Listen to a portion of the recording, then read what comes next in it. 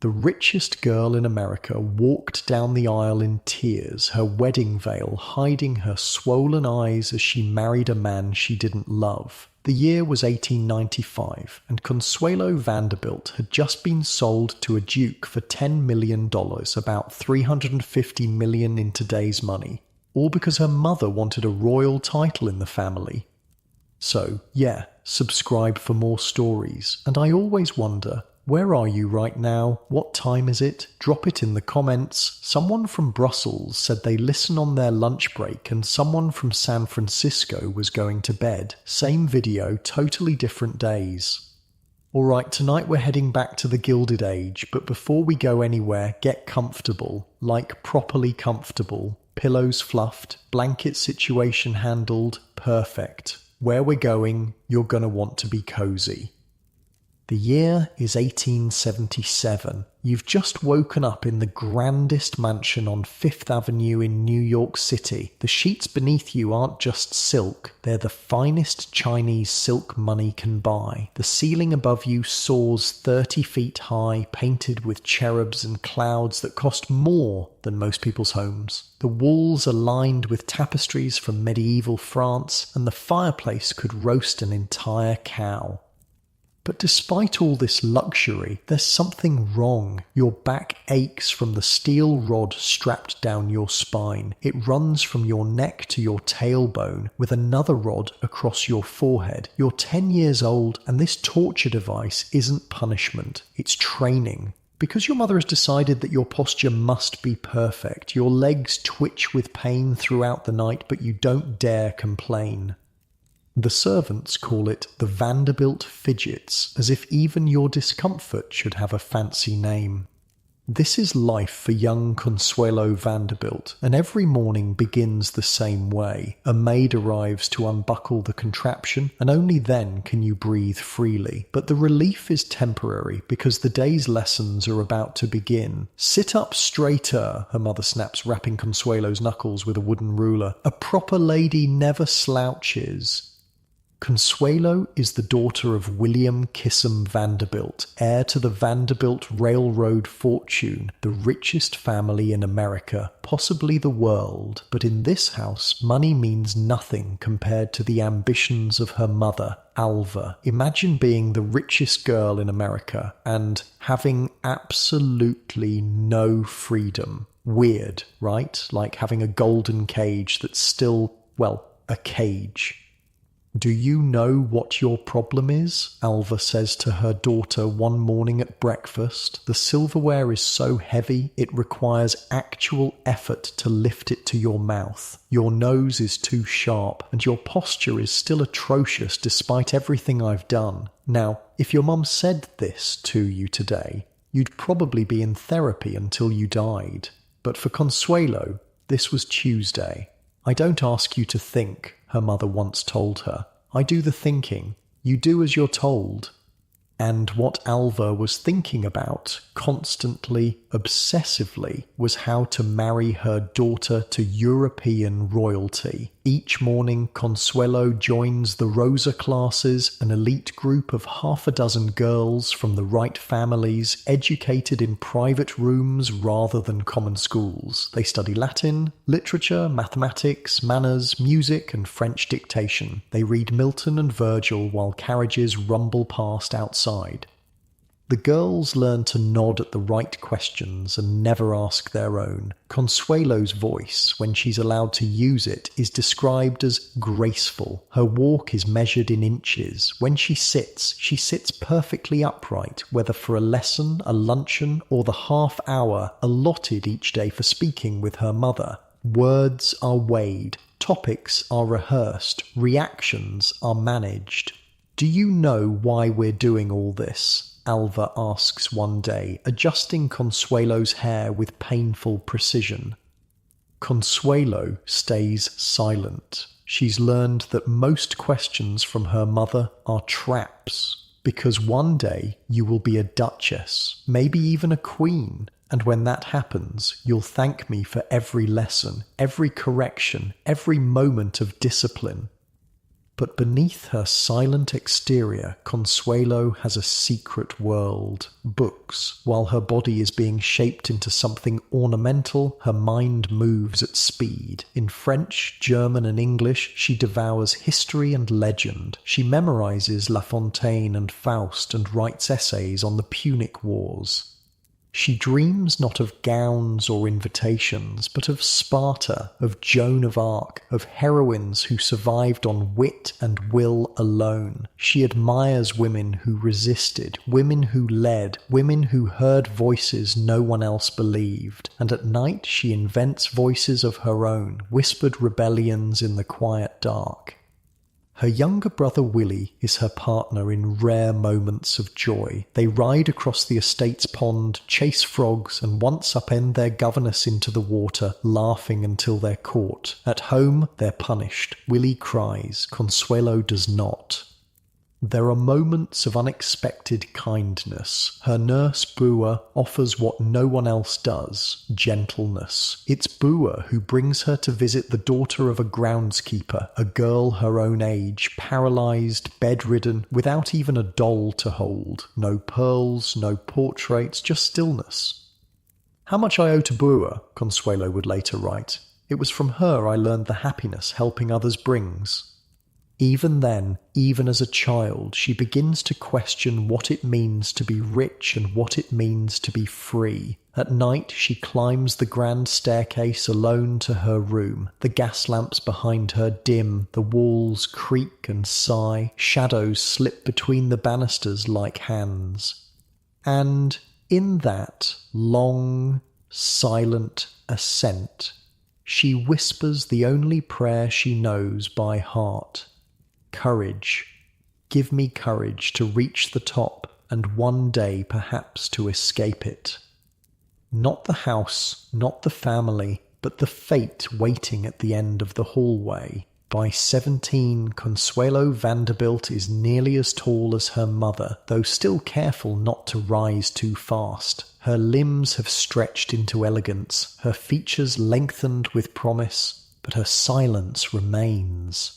She has learned early that to grow is not the same as to become. Growth can be controlled. Becoming is dangerous. In the spring of 1894, Consuelo is taken abroad to Egypt, to Athens, to the temples of India. The yacht Valiant shimmers through foreign harbours, its linen awnings snapping in the wind. At every port there are dignitaries and receptions, letters of introduction, and lectures on imperial grandeur. Consuelo sees the Nile, the Parthenon, the Ganges. She sees women in saris, in veils, in sun-bleached rags. She sees poverty and ceremony, shrines and deserts, and realizes something quietly terrifying. She has seen more of the world than most women ever would, and yet she has touched none of it. Her days are plotted. Her company is curated. And then something unexpected happens. A man. His name is Winthrop Rutherford. Handsome, discreet, American. The sort of gentleman who doesn't need to prove anything because he doesn't need to take anything. He is no fortune hunter, no title seeker, no European aristocrat in debt to his wallpaper. He is simply kind. He meets her without guards, speaks to her without calculation, listens. "What books do you enjoy?" he asks her one afternoon, and for a moment she's stunned. No one has ever asked her opinion on something so personal. I enjoy Dickens," she says carefully, watching for the trap. "Especially the orphans." "The orphans?" He seems genuinely curious, not judging. "They're allowed to want things," she says, surprising herself with her honesty. "The poor children in his books have more freedom than the rich ones, don't you think?" He doesn't laugh at her. He doesn't correct her. He considers her words as if they matter. They exchange books, walk in gardens, speak in corners, and when he asks quietly, nervously, sincerely if she would one day marry him, she says yes. She has chosen something for the first time in her life. It is secret. It is sacred. It is hers. We'll announce it soon, she thinks, or elope if they have to. He will follow her home. She will face her mother. Perhaps there will be shouting, perhaps worse. But after that, after one long storm, will come peace. It is her one true act of defiance, but Alva already knows. Letters stop arriving, friends stop calling, doors close in subtle, synchronized succession. Her governess refuses to speak of him. A footman is dismissed. Her social calendar is revised. Her father, distant as ever, says nothing, but her mother has made her position clear. You will not marry that man. Consuelo tries to explain, to plead. She is met with silence, then fury, and then weakness. Alva faints, claims to have heart palpitations. A doctor is called. She lies in bed for days, eyes shut, refusing broth, her voice growing thin and tragic. You'll kill me, she whispers. You'll bring shame to this family. After everything I've done for you, this is how you repay me. Consuelo, terrified, believes it. If her mother dies, it will be her fault. Her selfishness will have killed her. Winthrop Rutherford, for all his strength, cannot enter her house. His letters are intercepted. His name is blackened in society. She can neither speak to him nor speak of him. And finally, one afternoon when the lamps are being lit and her mother's room reeks of lavender and crisis, Consuelo surrenders. Tell him I can't, she says. She never sees him again. Instead, she is told she will marry the Duke of Marlborough. His name is Charles. His nickname is Sonny, though not because of any pleasant disposition. Rather, it's from his secondary title, Earl of Sunderland. 6 years older than Consuelo, pale, thin-lipped, with fine hands and a fine opinion of them, the Duke carries the bearing of 10 generations of English blood and several centuries of unpaid debt. Blenheim Palace, his ancestral seat, has been a gift from Queen Anne to the first Duke of Marlborough, built to glorify war and now quietly crumbling into its own past. The roof leaks, the staff is unpaid, but the name still glitters in Alva's mind like a crown. What he needs is money. What Alva needs is a title. What Consuelo needs no longer matters. She agrees, not from hope but from exhaustion, not out of love but because she has run out of choices. She is 17. Her real engagement has been erased. Her imagined rebellion has nearly killed her mother. What else is there?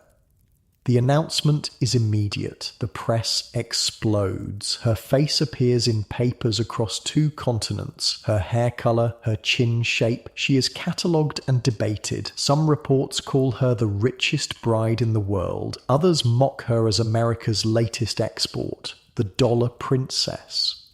She's measured like livestock but in florals. The New York World reports, age 18 years, chin pointed, indicating vivacity, nose slightly retroussé, waist 20 inches, marriage settlement $10 million.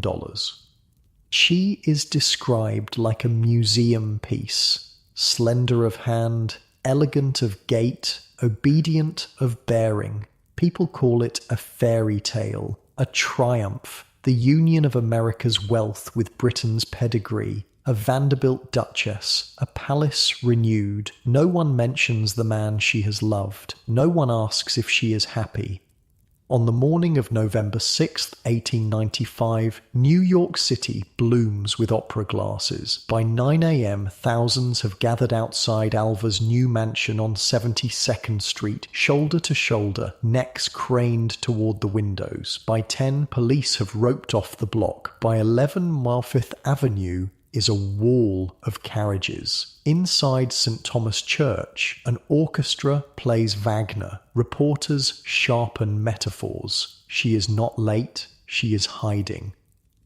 Upstairs, behind a locked door, Consuelo Vanderbilt sits alone in her wedding gown, her face swollen from crying. Her corset digs into her ribs. Her gloves lie in her lap like folded wings. The veil, yards of tulle and embroidery, spills off her shoulders like fog. She has tried not to cry, but the tears come anyway. 20 minutes pass. Below, the Duke shifts on the altar. Guests murmur. Ushers panic. The orchestra keeps playing. She has considered running. That morning, before the maids arrived with breakfast, she had stared at the street and wondered what would happen if she simply disappeared into the crowd, walked into the park, caught a train, escaped. But where would she go? Winthrop is gone. Her father is silent. Her mother has recovered.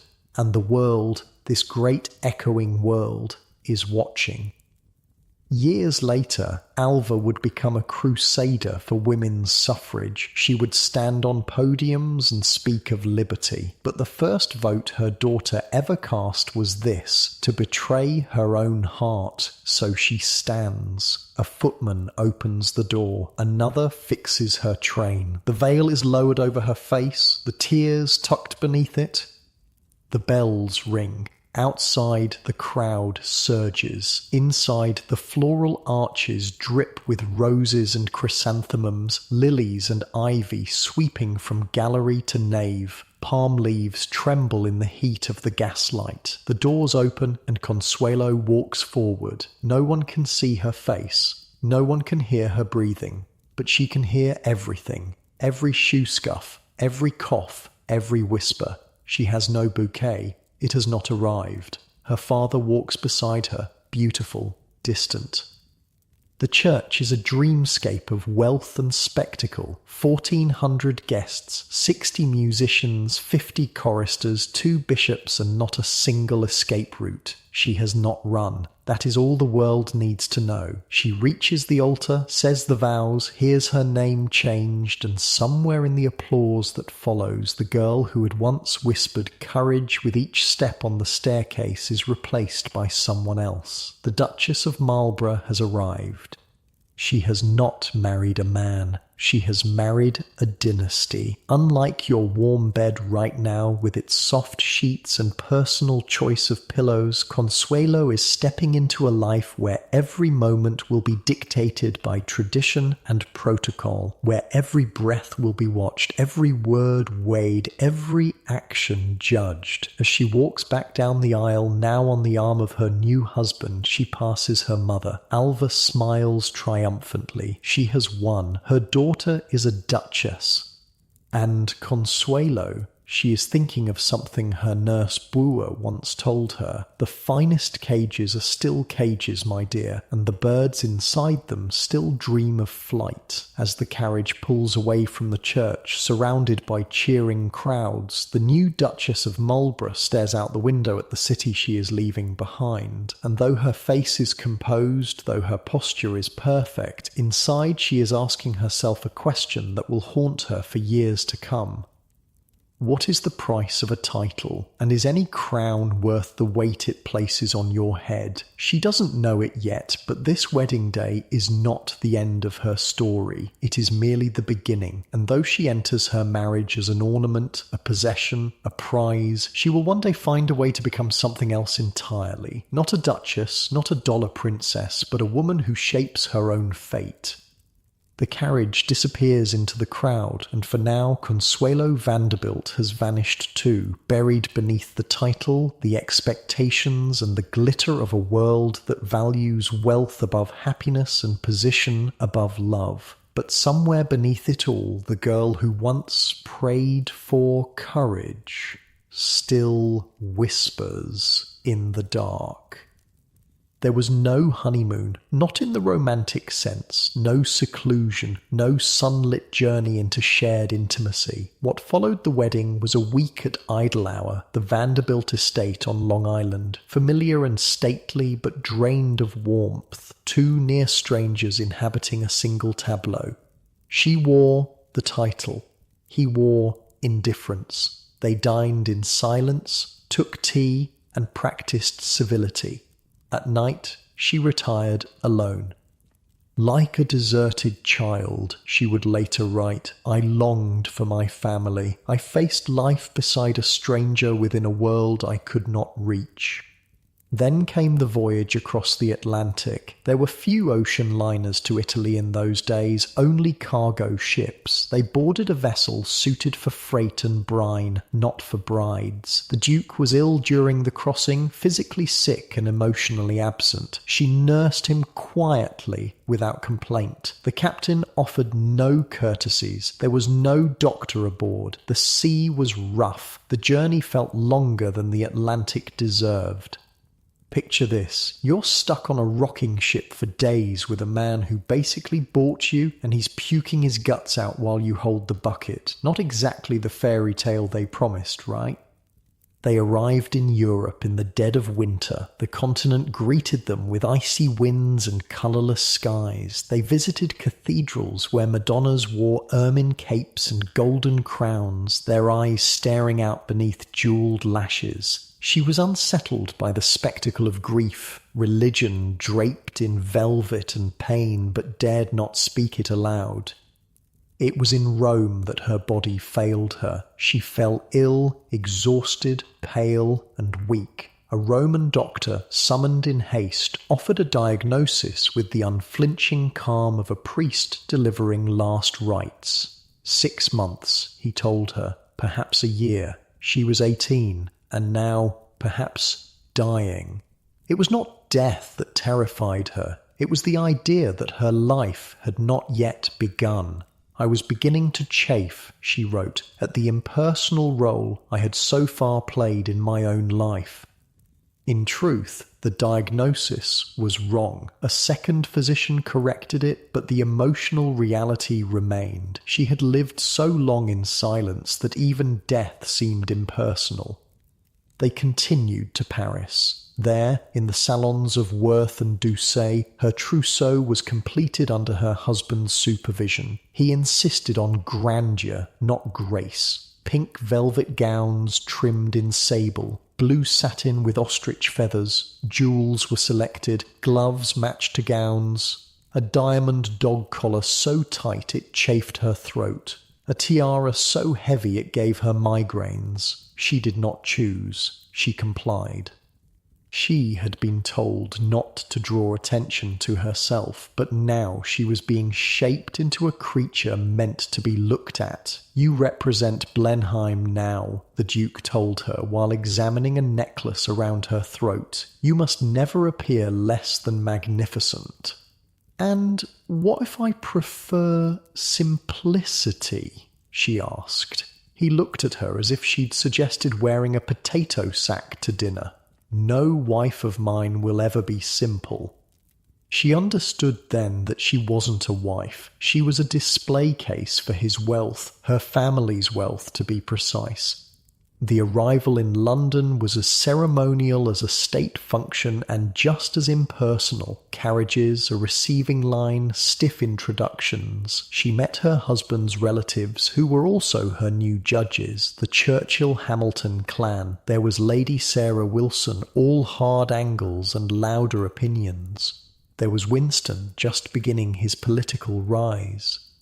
Lady Randolph Churchill, the former Jenny Jerome, another American who had once struggled under the weight of English titles, offered a brief smile of solidarity.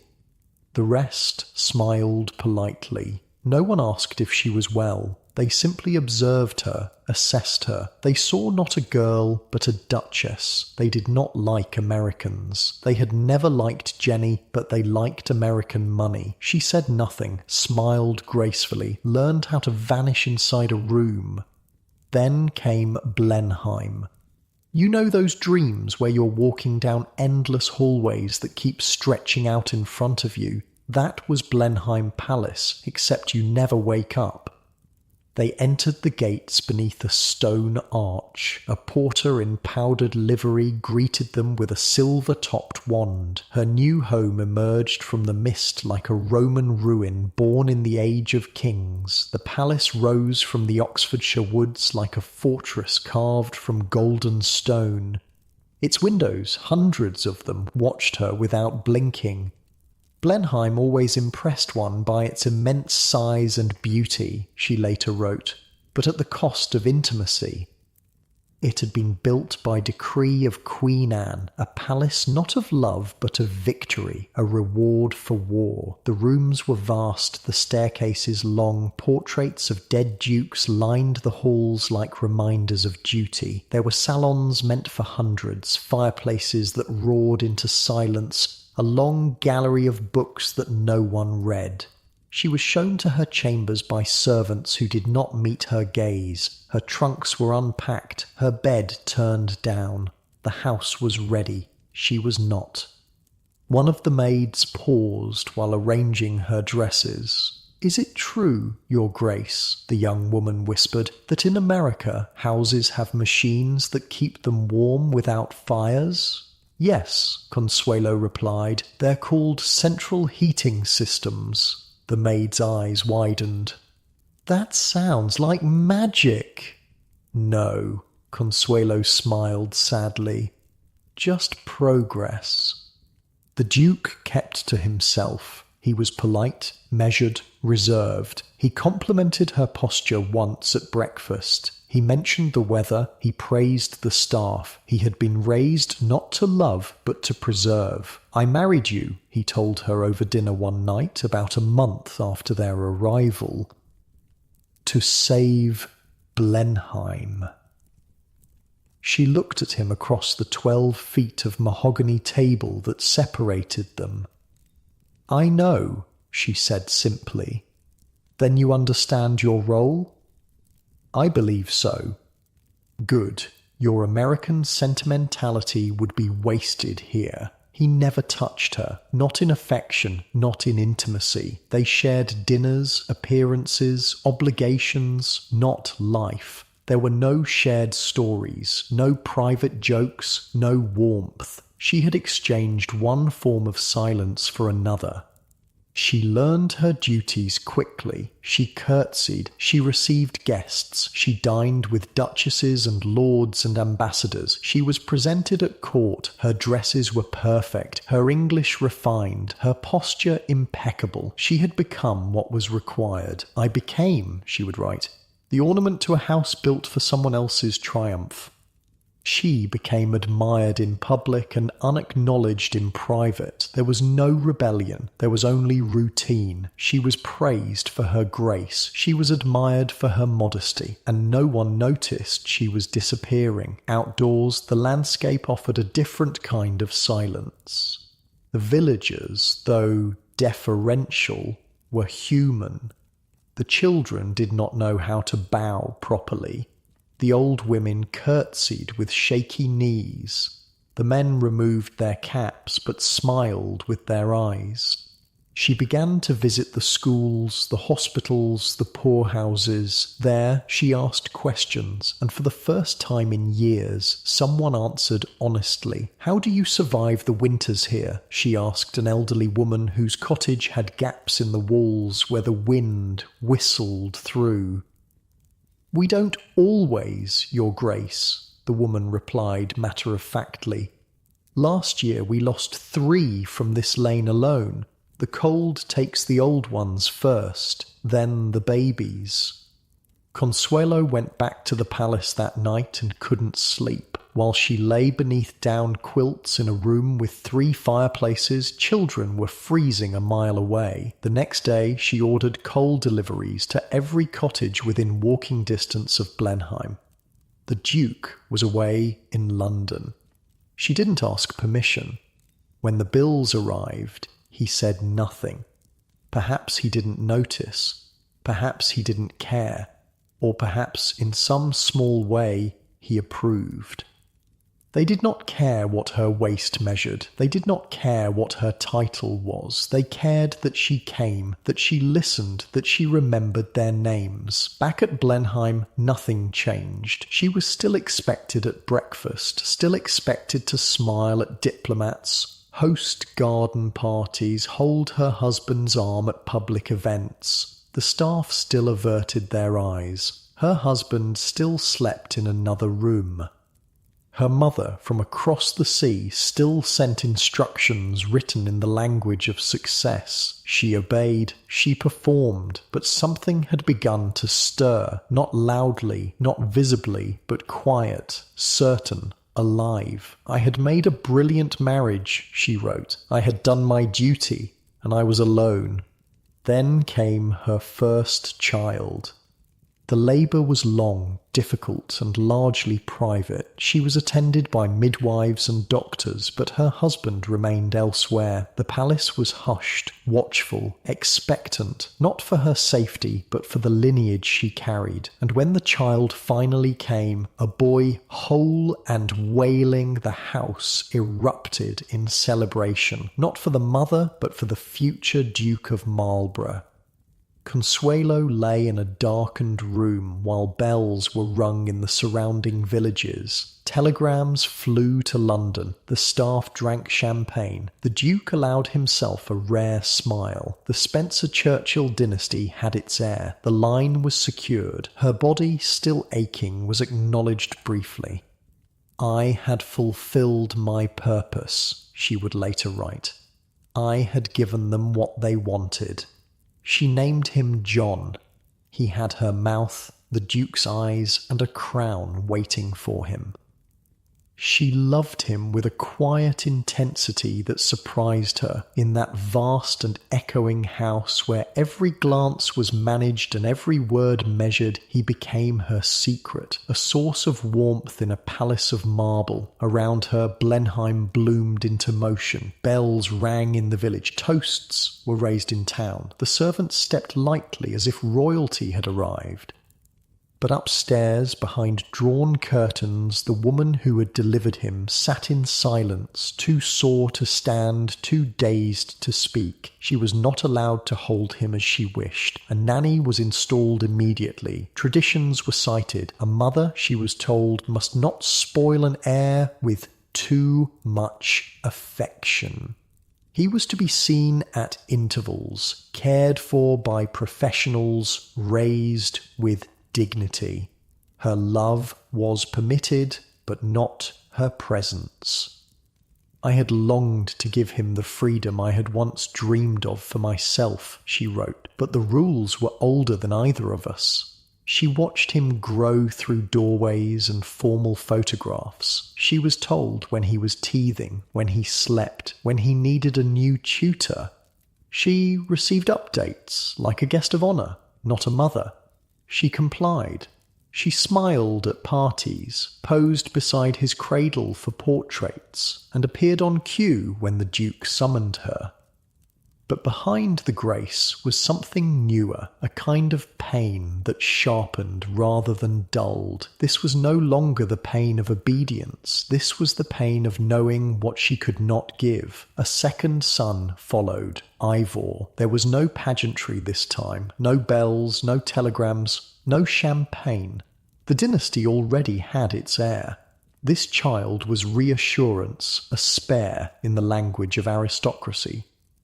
But to Consuelo, he was not a spare, he was hers. She loved him as fiercely as she loved John, though the world required less of him, and therefore allowed her slightly more. She held him longer, sat beside his cradle at night, spoke to him when no one watched.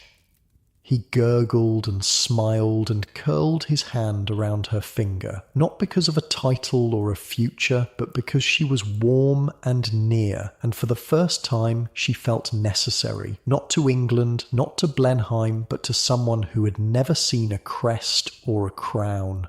With Ivor, I was allowed something closer to motherhood, she wrote, but even then, the rules circled back.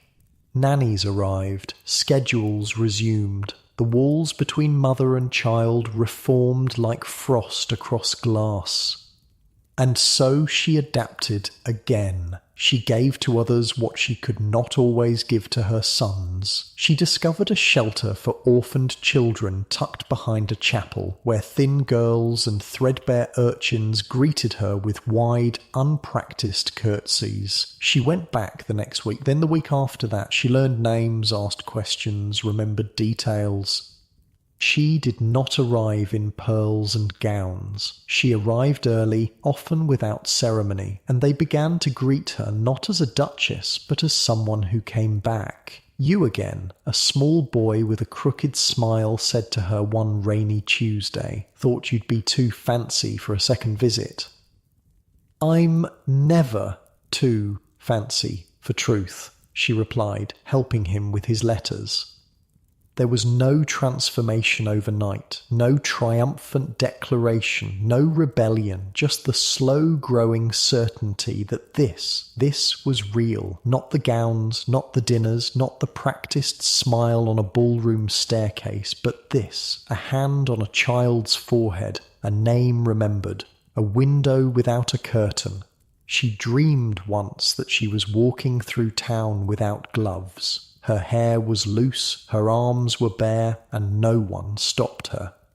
For the first time, she would write, "I was not acting, I was present." Her husband did not notice. When the Duke began to spend more and more time in London, ostensibly for Parliament, she made no inquiry. When he returned less frequently, she made no protest.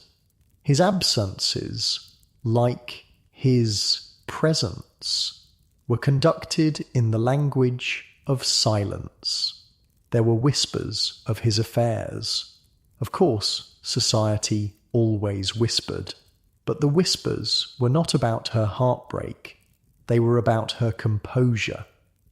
She did not confront him. She knew her place. In public, her beauty became her reputation. She was praised in newspapers as the most elegant of hostesses, an ornament to the Marlborough name, a model of restraint. But by now, as with so much in Consuelo's life, the marriage had become a performance perfected.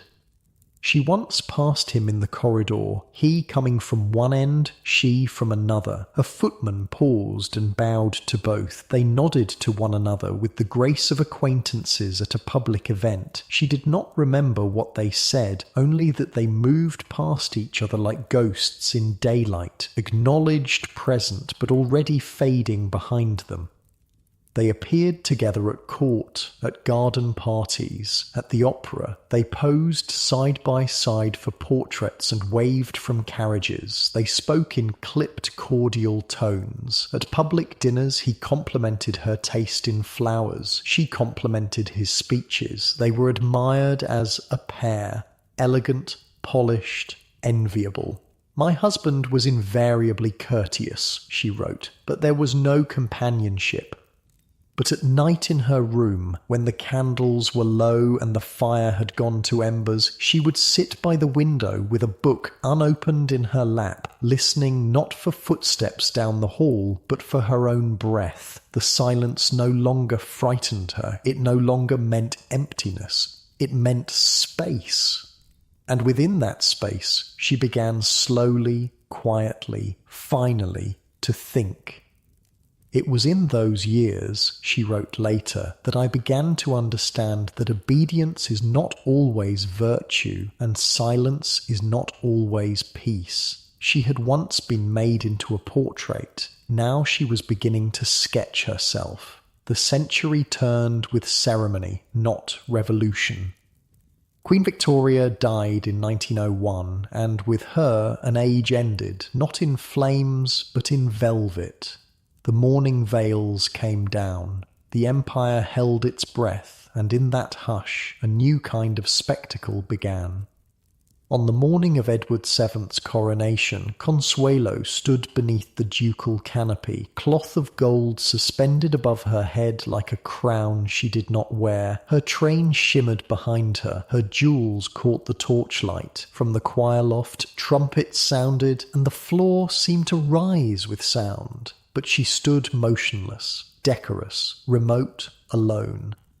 The other duchesses whispered. One glanced sideways, another adjusted her gloves without looking up. They were queens of lineage, of diamonds, of households older than history, and Consuelo stood among them as the American. "Wouldn't it be hilarious," Winston Churchill muttered beside her, "if we all just started dancing?" Right now, complete chaos. I've always wanted to see the Archbishop's face if that happened.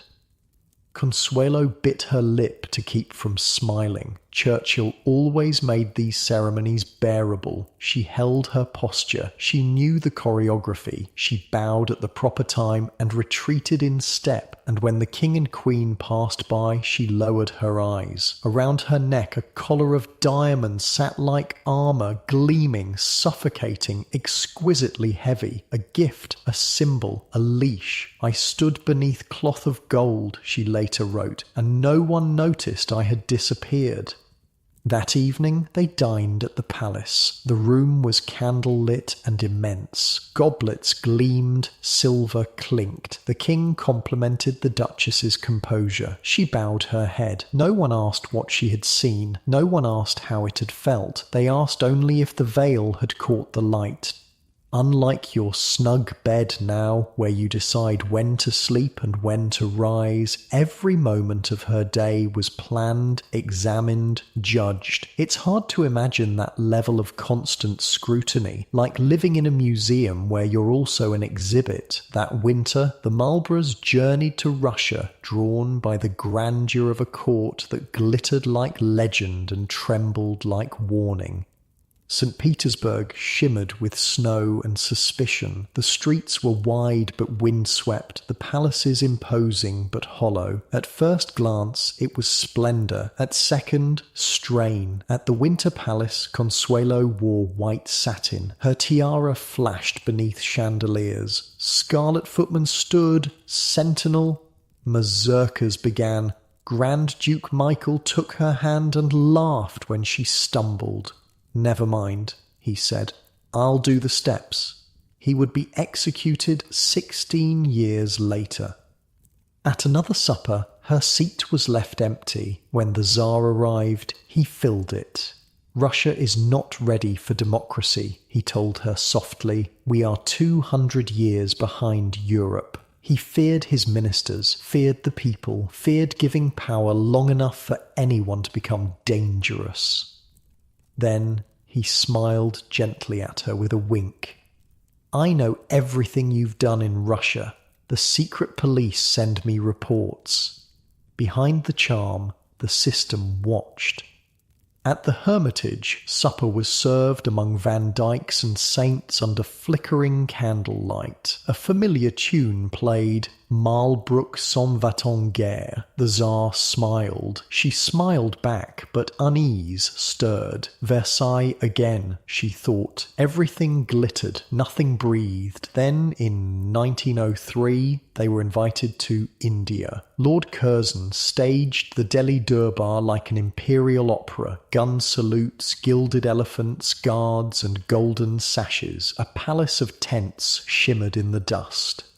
Each one had its own salon, its own bath, but privacy was fiction. At the great ball, Lady Curzon wore a gown embroidered with peacock feathers. They whispered it was bad luck. She died not long after. Consuelo waved to cheering crowds. She smiled in unbearable heat. She dined in splendour while famine-starved children watched from behind palace walls. She had been taught that empire was stability, but now she saw only shadows in the sun. Even the crowns, she wrote, were copies of something lost. At the Purda party, she met Indian princesses behind embroidered screens, luminous, poised, painted like miniatures. But to Consuelo, they felt like butterflies, beautiful, still unable to fly. One morning she joined a falcon hunt at dawn. The sun rose over the plains. The birds soared, unhooded, circling. One could dive at 150 miles per hour. One had flown from Fontainebleau to Malta in a single day. But what she remembered most was this. From a minaret she looked down into darkness. A single firework burst, and beneath it a sea of upturned faces, turbans of every shade, eyes gleaming. Not joy, it was rapture. Then on to Vienna. The city still glittered with operettas and empire. Introduced by Count Mensdorff, Consuelo entered easily. She met Emperor Franz Joseph, small, grave, heavy with grief.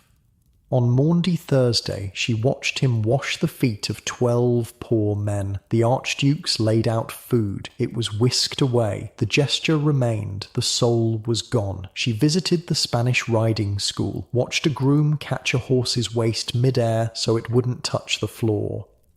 The Viennese laughed. She did too, but she could no longer hear the music. Her hearing had begun to vanish, not all at once, but like a ballroom filling with fog. The world had not gone silent. It had simply stopped, including her. Vienna, she thought, was a stage. The rituals survived, but the meaning had drained away.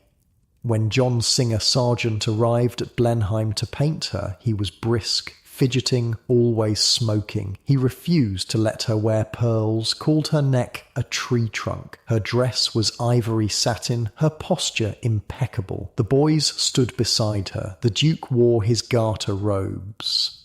Sargent worked quickly. He didn't need revision.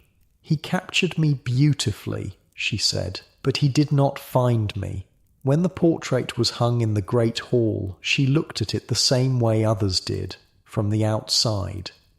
She returned to England with letters to answer and public events to attend. She did so perfectly. There were no scandals, no refusals. The Duchess was always present, always framed just right, but her voice had softened, her step had slowed. She was no longer performing for love or even approval, only for the preservation of the story being told around her. "I was still called the Duchess," she would write, "but I had already become someone else." Consuelo and Sonny had been married 11 years. Time hadn't softened their differences. It had sharpened them. The quiet war between two mismatched souls, bound by rank and ritual, had run its course. Divorce was almost unthinkable in Edwardian England. A man needed only proof of adultery. A woman required abandonment, violence, or disgrace. And yet, in 1906, they separated. There was no quarrel, no final scene, just a letter left on her writing desk at Sunderland House. "I believe it is time we consider a formal arrangement." There was no cruelty in it, no insult, just the familiar hand of the Duke, measured, precise, and impersonal. The formal end to a marriage that had long since dissolved. Consuelo did not weep. She did not pace the room. She stood at the window overlooking Grosvenor Square and watched the light fall across the pavement as a nursemaid walked two children toward the park. There was no rupture, she would write later, only a removal, as if a painting had been taken down from a wall, leaving the outline faintly visible behind it. Her fingers curled around the curtain. The fire had not been lit. Her breakfast tray did not come. She'd sent the staff away for the morning. For the first time in years, she chose the quiet. She did not cry. She simply took down the small wedding portrait on her mantel, framed in tortoise shell, posed to perfection, and placed it in a drawer face down. This was not the end of her life. It was merely the beginning. In London, Consuelo's Fridays began to gather those who needed no invitation and bowed to no titles. George Bernard Shaw brought wine. Galsworthy brought opinions. The Webbs came with pamphlets. Yeats with questions. Nancy Astor asked her questions with an eyebrow raised. Lady Cunard arrived with a laugh too loud for her pearls. There were no place cards, no orchestra, no agenda, but conversation. They argued about suffrage and socialism, Irish verse and industrial reform. No one asked about the Duke. No one mentioned Blenheim. They addressed her as Consuelo, not Your Grace, not Madam, just her name. Once, after midnight, as the last guest slipped into the fog, she stood by the empty decanter in the low firelight and thought, "This is what society should feel like, not ceremony, but belonging." Though the court refused to receive separated women, London society came. It was not rebellion, but grace under pressure. But as the music faded and the last applause died, the halls grew quiet again. The children were sent to school. The letters slowed. The echo of the evening lingered, but it was not enough. Not any more. She had stood on the staircase. Now she needed to climb higher into work that mattered.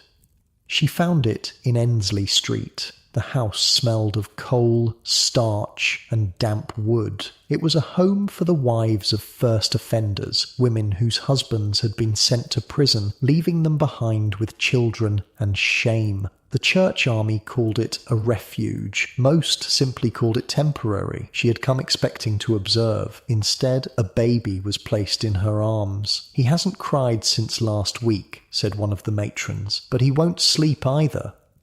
The child's skin was warm and dry, his limbs stiff. He blinked but did not fuss. She rocked him carefully, awkwardly conscious of her gloves. Consuelo visited the next week, then the week after that. She leased 2 houses. She turned them into sewing rooms, nurseries. The women worked. Their children were cared for. At night, she read them prayers. "We like the Duchess to read to us," one said, "but she always makes us cry." Some clergy approved. Others whispered that she had gone too far, stepping beyond the ornamental bounds of charity into something unsettlingly real. She ignored them. "Mrs. Bellingham, is it true that you once lived in a palace?" a little girl with matchstick arms asked her one evening as she buttoned the child's nightgown. "I did," Consuelo replied. "Was it like in the fairy stories, with golden carriages and servants who bring you anything you want?" Consuelo paused, remembering the cold marble floors, the endless corridors, the silences. "Not quite like the stories," she said. "Sometimes the most beautiful cages are the ones with the strongest bars." The child frowned, not understanding. "Do the princes in the stories ever ask the princesses what they want?" Consuelo asked. The little girl thought hard. "I don't think so." "Exactly," Consuelo smiled. "Real happiness isn't about having someone bring you things. It's about being asked what you want." From charity, she turned to policy. She joined the National Commission on the Declining Birth Rate, the only laywoman among doctors, priests, economists, and eugenicists. Consuelo did not flinch. Beside her sat Dr. Marie Stopes, scandalous, brilliant, unafraid. Her book silenced pulpits. Consuelo sat at the end of the table, perfectly upright, gloved hands folded in her lap. When called upon, she spoke quietly but without hesitation. She described overcrowded tenements, malnourished infants, mothers with no access to medical care. She quoted midwives, school inspectors, and women she had met in the homes. One of the men scoffed. Another, a clergyman known as the Gloomy Dean, frowned. But then Marie Stopes stood. "I believe," she said, "that the Duchess of Marlborough is the only person here speaking from lived truth rather than abstract morality." There was no applause, only silence. Later in her diary, Consuelo wrote, "I had never expected to be heard, only to be counted. Today I was both." By 1907, the press had given her a name, the Working Duchess. At first it felt pointed, almost mocking, but over time it became accurate. If not warm, then at least true. Across the Atlantic, her mother began to write again. Not commands, not corrections, but reflections. "You are becoming what I could not," Alva wrote. "I admire you for it." There was no apology, but something in the spacing of the words felt like release to Consuelo. She read it twice, then folded it neatly and placed it in the same drawer where she had once kept a silver rattle, an ivory fan, and a letter that had set her free. They exchanged news of suffrage speeches and playground campaigns, of prison mothers and Westminster bills. Alva described women chained to iron railings in front of the Capitol. Consuelo wrote of women sewing in silence behind Ensley doors. They were not close, but now they were aligned. In 1908, Consuelo returned to America to give her first public speech for children's needs at the Waldorf Astoria. 700 guests filled the ballroom. Colonel George Harvey urged her forward. She had dreaded it, but duty outweighed fear. She had been announced as a duchess. The crowd expected aristocratic pleasantries. Instead, she spoke of Ensley Street, of cracked teacups, overcrowded lodgings, and mothers who fed their children tea to quiet their hunger. She spoke slowly, her voice low at first, then steadier, firmer. "Dignity is not conferred by title," she said. "It is sustained by recognition." There was a moment's hush at the end, then applause, scattered, then rising, until the room was full of hands and sound. Her marriage had ended, but the silence she'd endured had taught her how to listen, and now she used it to make others heard. She had once been part of a story, now she was beginning to write one.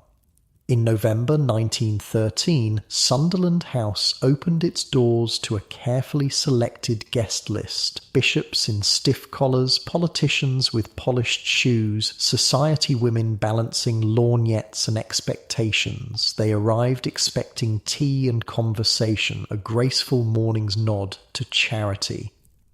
What they encountered was something else entirely. Consuelo Vanderbilt, Duchess of Marlborough, had summoned them not to flatter, but to confront. With Margaret Lawrence and Gertrude Tuckwell beside her, she presided over a conference designed not to comfort, but to expose. One by one, 12 working women took the stage. A shirtmaker held up a blouse, her fingers tight around the cloth. "A dozen shirts earns 9p," she said. Another spoke, voice clear and unflinching. 8 shillings a week. I've never eaten a dinner that cost more than a penny." No one spoke, no one smiled, and no one, not even the industrialists in the back row, could look away. By the end of the week, 8 additional trades had received legal protection. It was not a riot. It was not a headline. It was something quieter and more subversive. The truth, spoken in the language of suffering, echoing through rooms of carved marble.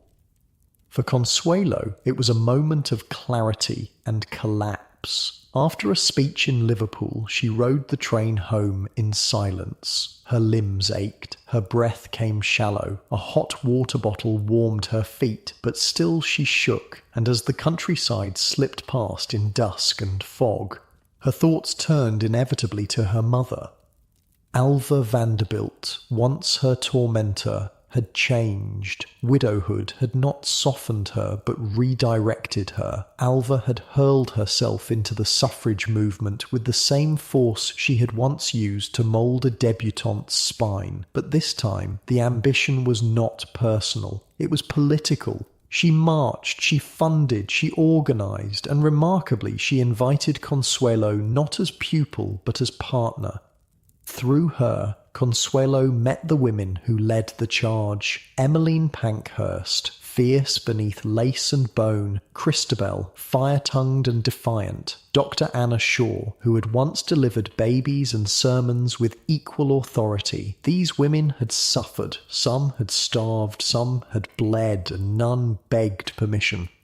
One letter from Alva stayed with her. In response to a New York committee debating how best to rehabilitate courtesans, Alva wrote, "To ask what to do with the young courtesan is to begin in the wrong place. Arrest the men who create the need. Let their guilt fund the women they destroy." It wasn't maternal warmth. It was something fiercer, unvarnished justice.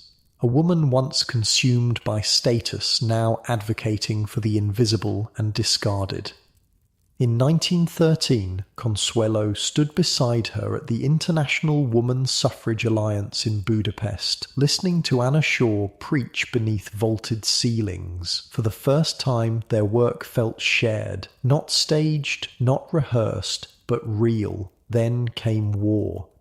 She had booked passage on the Kaiser Wilhelm der Grosse, set to sail on August 3rd, 1914. On August 2nd, the voyage was cancelled. Warnings rippled through the shipping lines. Routes changed. Neutral flags were hoisted higher. Submarines prowled familiar waters.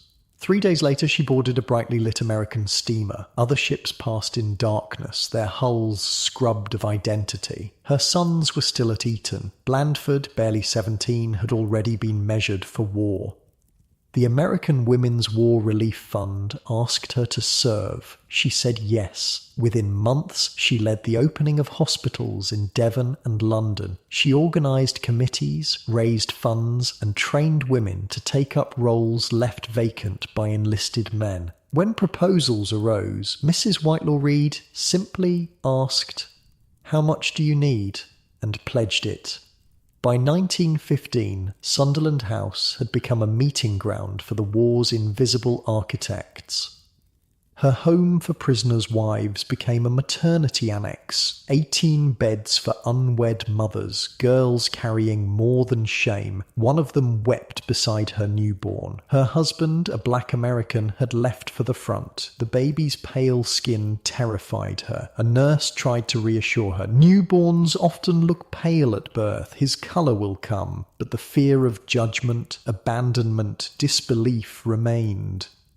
In 1916, Consuelo gave the priestly lecture on infant mortality. She did not speak in abstractions. She began with a stark truth. 1 in every 8 children born in Britain dies before their first birthday. In London's poorest boroughs, the toll was worse. Disease ran rampant. Babies were wrapped in newspaper for warmth. Clinics turned away the unmarried. And Consuelo named what others would not: venereal disease, malnutrition, shame. Some in the audience stood and left. The Times called her brave. She launched the Jewel Fund. Give a jewel to save a baby's life. Cartier opened its vaults. Tiaras, tin lockets, wedding bands, Lloyd George's scarf pins sold twice. £50,000 poured in. But money, she learned, was never enough. For every maternity bed she opened, 10 more were needed. For every child she saved, another slipped through the cracks. Charity could soothe but not cure, and the disease was structural. Policies that punished, laws that excluded, lives made invisible. If she wanted to change the rules, she'd need to sit in the room where the rules were written. Politics came next. The major parties offered women no real seat. So she helped found the Women's Municipal Party. No whip, no machine, just women. Widowed, titled, determined. Tired of waiting for someone else's permission, Alva urged her forward. Not as ornament, she said, but as instrument. In 1917, Consuelo ran for London County Council in North Southwark. They deliberated, then chose her. She won again in 1919. Children sang in the streets. Vote, vote, vote for Mrs. Marlborough. Inside the council, she worked on housing, heat, education. She walked the slums and invited the Prince of Wales to join her. He did. "I wish my mother wore hats like yours," he said. But he listened. A disgruntled driver, dismissed for poor performance, began spreading rumours that she owned slum tenements. It was a lie, but damaging. She answered it quietly. No denials, no scandal, just a tram ride to her next public meeting, refusing to stand above those she served. One night, she noticed a man trailing her down a darkened street. Her heart pounded. Her pace quickened. So did his. But at her next gathering, when she rose to speak, he stood at the back and applauded. A supporter, it turned out. He had only wanted to ensure she got home safe. Even courage, it seemed, could be mistaken for risk. "You realise," Winston Churchill told her over lunch at the Savoy, "that you're the first American to sit on a British governing body since we rather rudely ejected your lot in 1776. "Not rudely," she smiled. "Justifiably." "Careful, cousin," he winked. "That's treasonous talk." "Only if you still consider me British," she replied. "I'm becoming more American every day." "Nonsense," he grinned. "We'll keep the good ones." Sunderland House had grown cold. No heat, no privacy. 10 housemaids quit. One muttered on her way out, "I thought this was a house. It's a town hall." In 1918, she handed it over. The Inter-Allied Council took possession. Arthur Balfour sent thanks. Paul Cravath took her rooms. Her sons were scattered across the front. Blandford rode with the cavalry in France. Ivor, barred from combat, served in logistics. Her brothers crossed the Atlantic in navy blue. She wrote them all daily, faithfully, never knowing which letter might be the last. Crowhurst took in wounded officers. Its halls echoed with crutches, coughs, and quiet grief. Her parlour became a ward, her garden a vegetable patch. On November 11th, 1918, the siren sounded across London, not in warning, but in wonder. Peace. She stood on the balcony of the County Council building and looked out on a city that had bled for 4 years. Crowds surged, flags unfurled. The air trembled with hymns, with joy, with release. Then the French marched past, shrunken in number, solemn in step. She did not cheer. She wept for Paris, for Verdun, for the boys who did not return, and for the world they left behind. Peace brought no rest. The headlines shifted. The sirens fell silent, but the broken world remained. Slums still festered. Mothers still begged for blankets. Laws still lagged behind the lives they governed. Exhausted in body and spirit, Consuelo withdrew to Alva's villa among citrus groves and Mediterranean light. Alva was older now, slower but no less certain. They sat in the garden, sometimes in silence, sometimes sharing letters and wounds. Years of distance and dominance softened into something like tenderness, and in that quiet reconciliation, Consuelo allowed herself, finally, to rest. In 1920, Blandford married Lady Mary Cadogan, daughter of the 5th Earl Cadogan. The wedding took place at St. Margaret's, Westminster, beneath a pale winter sun. The pews were filled with titled names and the shattered remnants of a generation. Consuelo watched her son, the future Duke, stand at the altar, polished, poised, and heartbreakingly young. She blessed the match, but as Mary took her son's arm, a shadow passed, faint, familiar. A girl in white, a door quietly closing. Then came the letter. It arrived in 1921. Brief, elegant, predictable. Sonny wanted a divorce. Gladys would not be a mistress. She would be a duchess. There was no courtroom scene, no scandal in the papers. The divorce was quietly obtained in Paris. Mutual consent, no accusations, no counterclaims. The headlines were courteous. Duke and Duchess part amicably. She moved to a smaller house with ivy on the walls and sunlight in the kitchen. No staff waited in doorways. No footman flanked the stairs. She learned to make her own tea. She sat by the fire in her slippers. And one morning she realized she had not heard her name announced in weeks, and no one had bowed. No one had asked her to smile. No one had called her the Duchess of Marlborough. They had called her Consuelo. Sonny married Gladys Deacon that summer. There was no church wedding, no photographs, just a line in the Times. She read it once, then went for a walk. The sun was warm. The air carried the smell of wet grass and stone.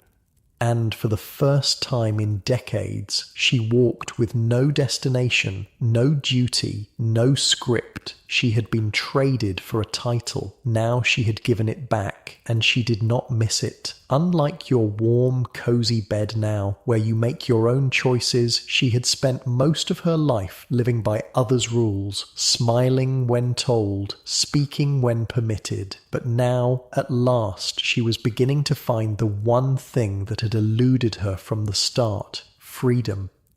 1920 was shadowed by sorrow. Her father, gravely ill, died with quiet dignity. Consuelo was with him to the end. He bore his suffering without complaint, and when the Duc de Gramont sent condolences on behalf of the French Jockey Club, his words were simple: his death will be a great loss to the French racing world.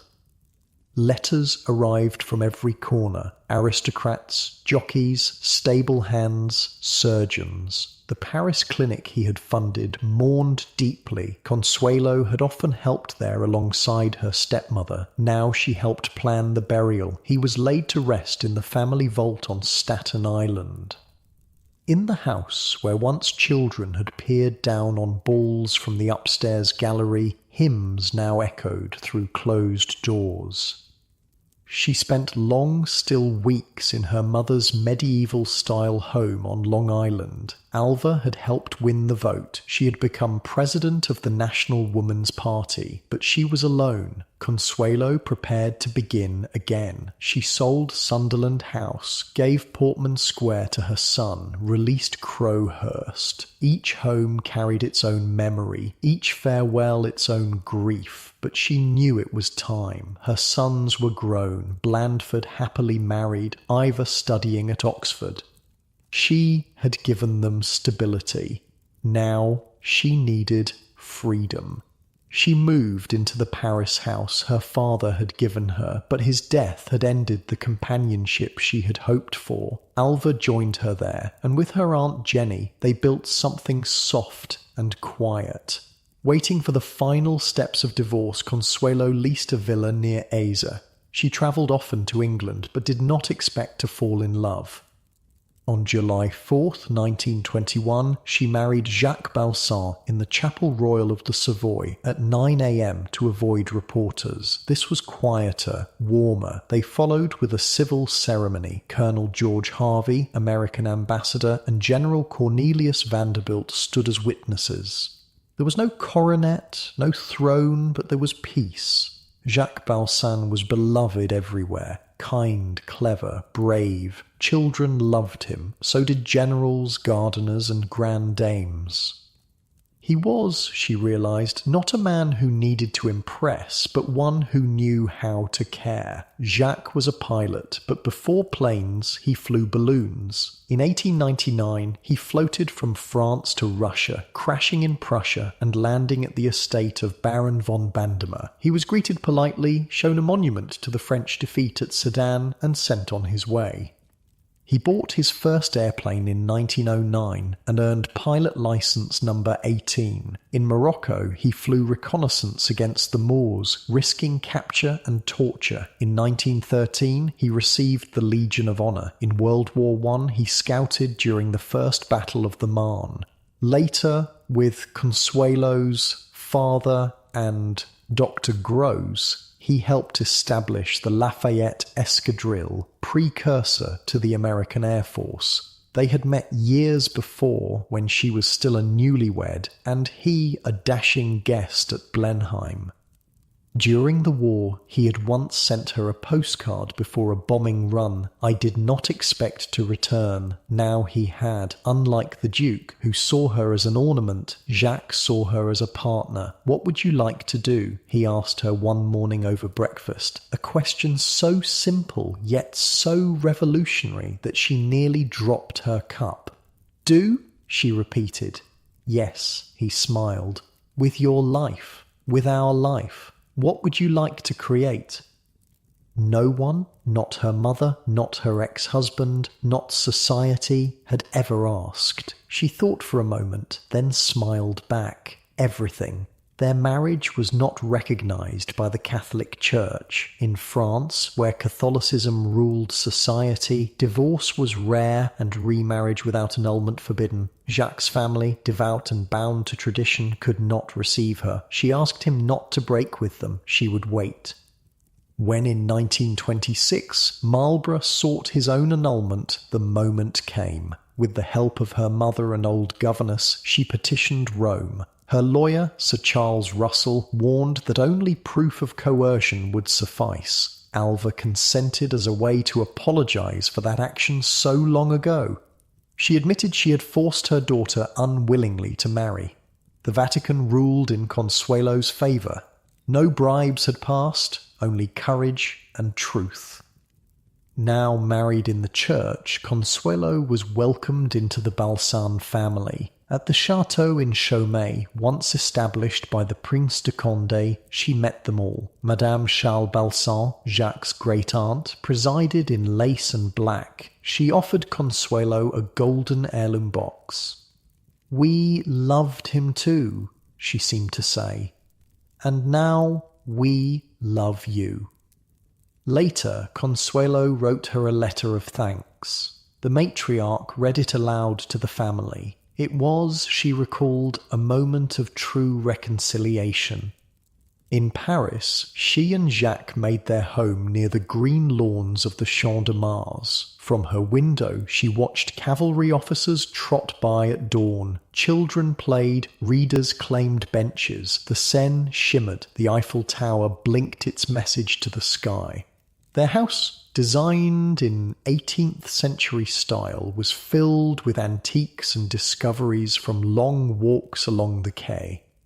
Paris life was elegance, but not idleness. Consuelo hosted modest luncheons with literary guests. Edith Wharton visited frequently. She chaired charity events. The British Embassy, once owned by Pauline Borghese, held glittering dinners under Napoleon's gold service. Here, old castes mingled, Bourbon, Bonaparte, Republican. She watched it all with grace and growing understanding.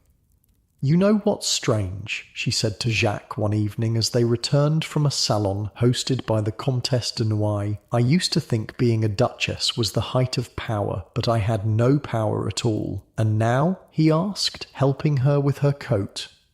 "Now I have the only power that matters," she smiled. "The power to choose." In 1926, she was asked to help build a hospital for the middle class, those too proud for charity, too poor for private care. The hilltop site near Suresnes had once belonged to Jean Worth. With Dr. Alexis Carrel and Bernard Flexner, she led the campaign. 360 rooms and a nursing school. Fundraising became fate. Grand Prix dinners, peacock balls, raffles with Fabergé clocks. Musicians clamoured to perform. "I was at your benefit concert," an elderly man in worn clothes told her one afternoon as she inspected the hospital's foundation stones. 40 years ago, I cleaned the stables at Blenheim. You probably don't remember me." She studied his face, weathered like bark. "You're wrong, Mr. Harrison. You had a border collie named Pitch who followed you everywhere." The man's eyes widened. "You remember that?"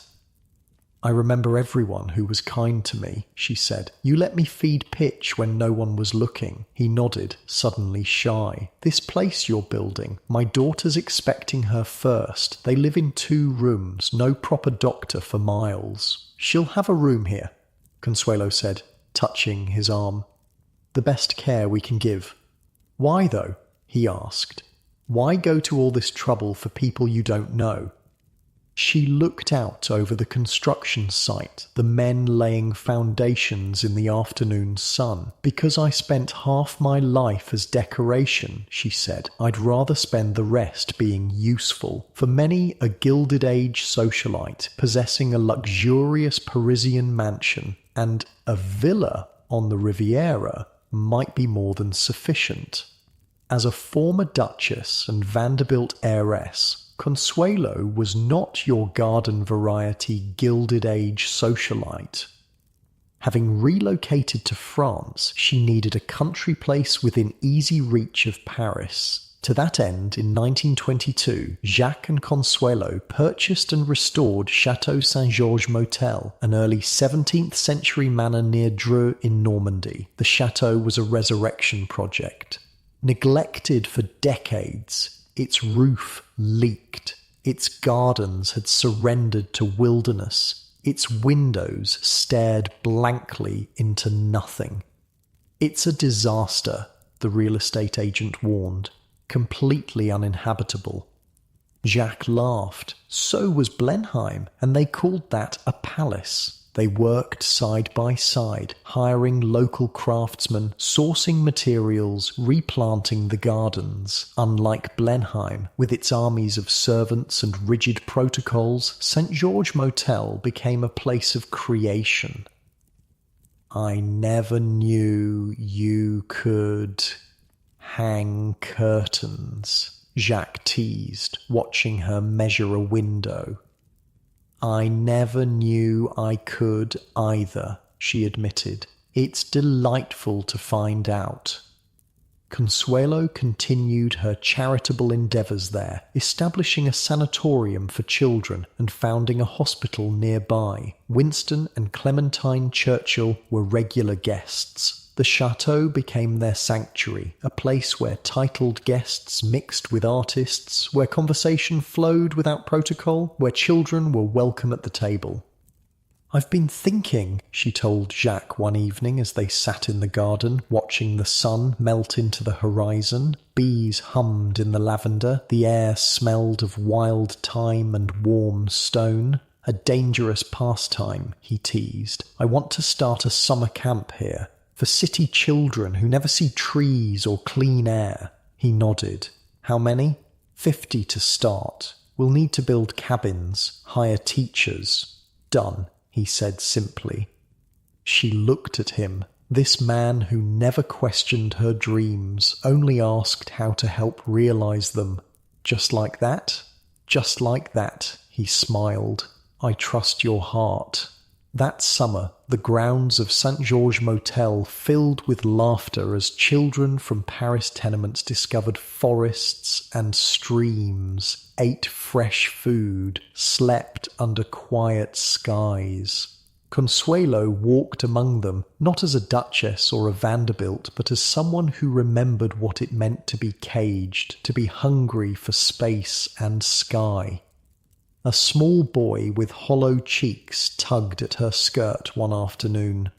"Madame Balsan, is it true you used to live in a castle bigger than this whole place?" "I did," she nodded. "Were you happy there?"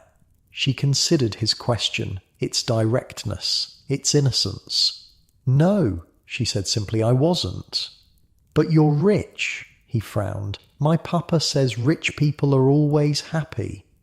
She knelt to his level, met his eyes. Being rich isn't the same as being free, and only free people have a chance at happiness. He nodded solemnly, though she knew he didn't fully understand. Not yet, but he would remember her words someday when they might matter. She loved Paris most in the spring. Acacia blossoms opened toward the light. The Seine shimmered. Old men fished without expectation. The world for a time appeared content. But outside the salons and sun-drenched afternoons, shadows were lengthening. France was restless. The strikes grew louder, the workers more defiant. Though she did not fear them, she could feel something shifting, something solemn gathering on the horizon. In the summer of 1930, they began building a villa at Aisy-sur-Mer, collaborating with Achille Duchesne, a landscape architect who had designed the water gardens at Blenheim Palace. Consuelo and Jacques both took an active role in the design. Inspired by the 11th century convent of Le Thoronay, the building was a monastery with a cloister used as a winter garden, bell tower, and chapel. Furniture was shipped from Crowhurst to help furnish the home. There were petit-point chairs fit for kings, but one sat in them unmolested, she later described in her memoir. Beautiful Isfahan rugs covered the floors, and the house was gay with flowers. Unlike Blenheim, where every object was a statement of status, every room a stage for display, Villa A's was designed for living. Windows opened to the Mediterranean, terraces invited long lunches, books lay casually open, waiting to be continued. It was here, watching the sea change from turquoise to indigo, that Consuelo began to write her memoirs. Not for publication, not yet, but for understanding. "I've been wondering," Jacques said one evening as they sat on the terrace, the sunset turning the water to hammered gold, "why you never talk about your years at Blenheim." She sipped her wine, watched a sailboat tack against the wind. "Some wounds," she said carefully, "are best left undisturbed. Or perhaps," he suggested, "some need air to heal properly." She considered this. "Are you suggesting I write it down?" "I'm suggesting you own it," he said. "All of it. The girl who was sold, the woman who survived, the duchess who walked away. It's a story worth telling. Who would want to read about a poor little rich girl?" She smiled ruefully. "Anyone who's ever felt trapped," he said. "Anyone who's ever wanted to be more than what others decided they should be." The next day she began writing in earnest. Not just notes, but a narrative. Her narrative. The years passed in a rhythm of their own making. Winters at Villa A's, spring and autumn at St. George Motel, summers travelling or hosting house parties. Their circle widened, then contracted, then widened again. Artists, diplomats, writers, musicians. Charlie Chaplin visited, charming everyone. The Maharaja of Kapurthala brought stories of India that made her see her own time there through new eyes. They were not untouched by the crash of 1929. Investments suffered, economies tightened, but unlike many of their friends, they did not panic. "We have more than enough," Jacques assured her, "and what we have, we share." The sanatorium remained open. The hospital continued its work. Children still came to St. George Motel each summer, now with thinner faces, shabbier clothes, greater need. In 1933, Alva died in her sleep. There were no trumpets, no suffrage banners, just a short notice. A modest funeral at the American Cathedral in Paris. Maggie Stevenson arranged it with tact and devotion. Consuelo wore black. She did not cry. She did not need to. The grief had come years earlier, in the partings that had hurt more than any passing. She sat near the front. The lilies on the casket were pale and unscented. The marble beneath her shoes was colder than it should have been. No one called Alva a villain that day, nor a heroine, only a name, a date, a pause. But Consuelo felt it, not just the loss of a mother, but the end of the scaffolding on which her life had once been built. The last great tower of her childhood had fallen, and she was still standing. "She taught me strength," she would later write, "but it was forgiveness that let me carry it." They returned to St. George Motel after the funeral. Jacques poured brandy, built a fire, though the evening was mild. They sat in comfortable silence, the kind only possible between people who have nothing left to hide. "Do you think," she asked finally, "she ever regretted what she did, forcing me to marry Sonny?" Jacques considered his answer carefully. "I think," he said, "she regretted her methods but not her goals. She wanted you to have power, security, position. She didn't understand that those things without choice are just another form of prison." Consuelo nodded, watching the flames dance. "She helped with the annulment. That was something." "That was everything," Jacques corrected gently. "It was her way of giving you back what she had taken." They sat together as the fire burned low. Outside, an owl called across the parkland. Inside, two people who had found each other against all odds held space for what had been lost and what had been found. The shadow of another war began to stretch across Europe, first as whispers, then as headlines, then as marching boots and raised voices. They read the papers, listened to the radio, watched the changing faces around them. Friends returning to Germany suddenly stopped writing. Czech acquaintances spoke in worried tones. Polish diplomats cancelled visits. In Paris, refugees began arriving. First a trickle, then a stream. Writers, artists, musicians, scientists, Jews, socialists, homosexuals, intellectuals, anyone deemed undesirable by the new order rising in the East. Consuelo and Jacques opened their doors, not just to the titled or famous, but to anyone who needed shelter, a meal, a moment to breathe before continuing the journey. "We can't save everyone," Jacques warned as their guest list grew. "No," she agreed, "but we can save some, and that's not nothing." Their work at the hospital took on new urgency. They added beds, trained more nurses, stockpiled medical supplies. Without speaking it aloud, they prepared for what they both knew was coming. In the summer of 1939, they spent long days at St. George Motel. The children's camp continued, though many parents kept their children close that year. Those who came were thinner, quieter, their eyes older than their years. Winston Churchill visited in August, painting the chateau in the summer light. His brushstrokes were broad, confident, capturing the golden stone against the green backdrop. But his conversation was grave. "It's coming," he told them over dinner on the terrace. "Not a question of if, only when." "And England?" Jacques asked. "Will fight," Churchill said simply. "Must fight." "And France?" Consuelo asked. Though she already knew the answer, Churchill looked at her with eyes that had seen too much. "Will fall," he said quietly. "Not because Frenchmen lack courage, but because their leaders lack vision." They did not argue. They had seen the divisions, the political paralysis, the failure to prepare. That night, after Churchill retired, they walked in the garden under a sky brilliant with stars. "We should go to America," Jacques said, "before it's too late. And leave all this." She gestured to the chateau, the gardens, the hospital they had built, the lives they had touched. "If necessary," he nodded. "Things can be rebuilt. Lives cannot." She knew he was right, but still she hesitated. "This is our home." "Home," he said gently, "is wherever we are together." They made plans quietly, carefully, not in panic, but in practicality.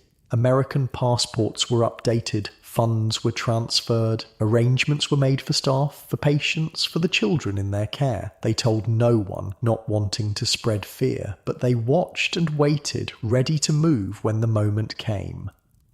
In May 1940, that moment arrived with brutal swiftness. The Germans broke through at Sedan. The French army collapsed. Refugees clogged the roads south. They were at St. George Motel when news came that Paris would fall. There was no time for sentiment, only for survival. They packed one car with essentials, clothes, documents, medicines, a few treasured photographs. Jacques brought maps, cash, his pilot's instincts for navigation.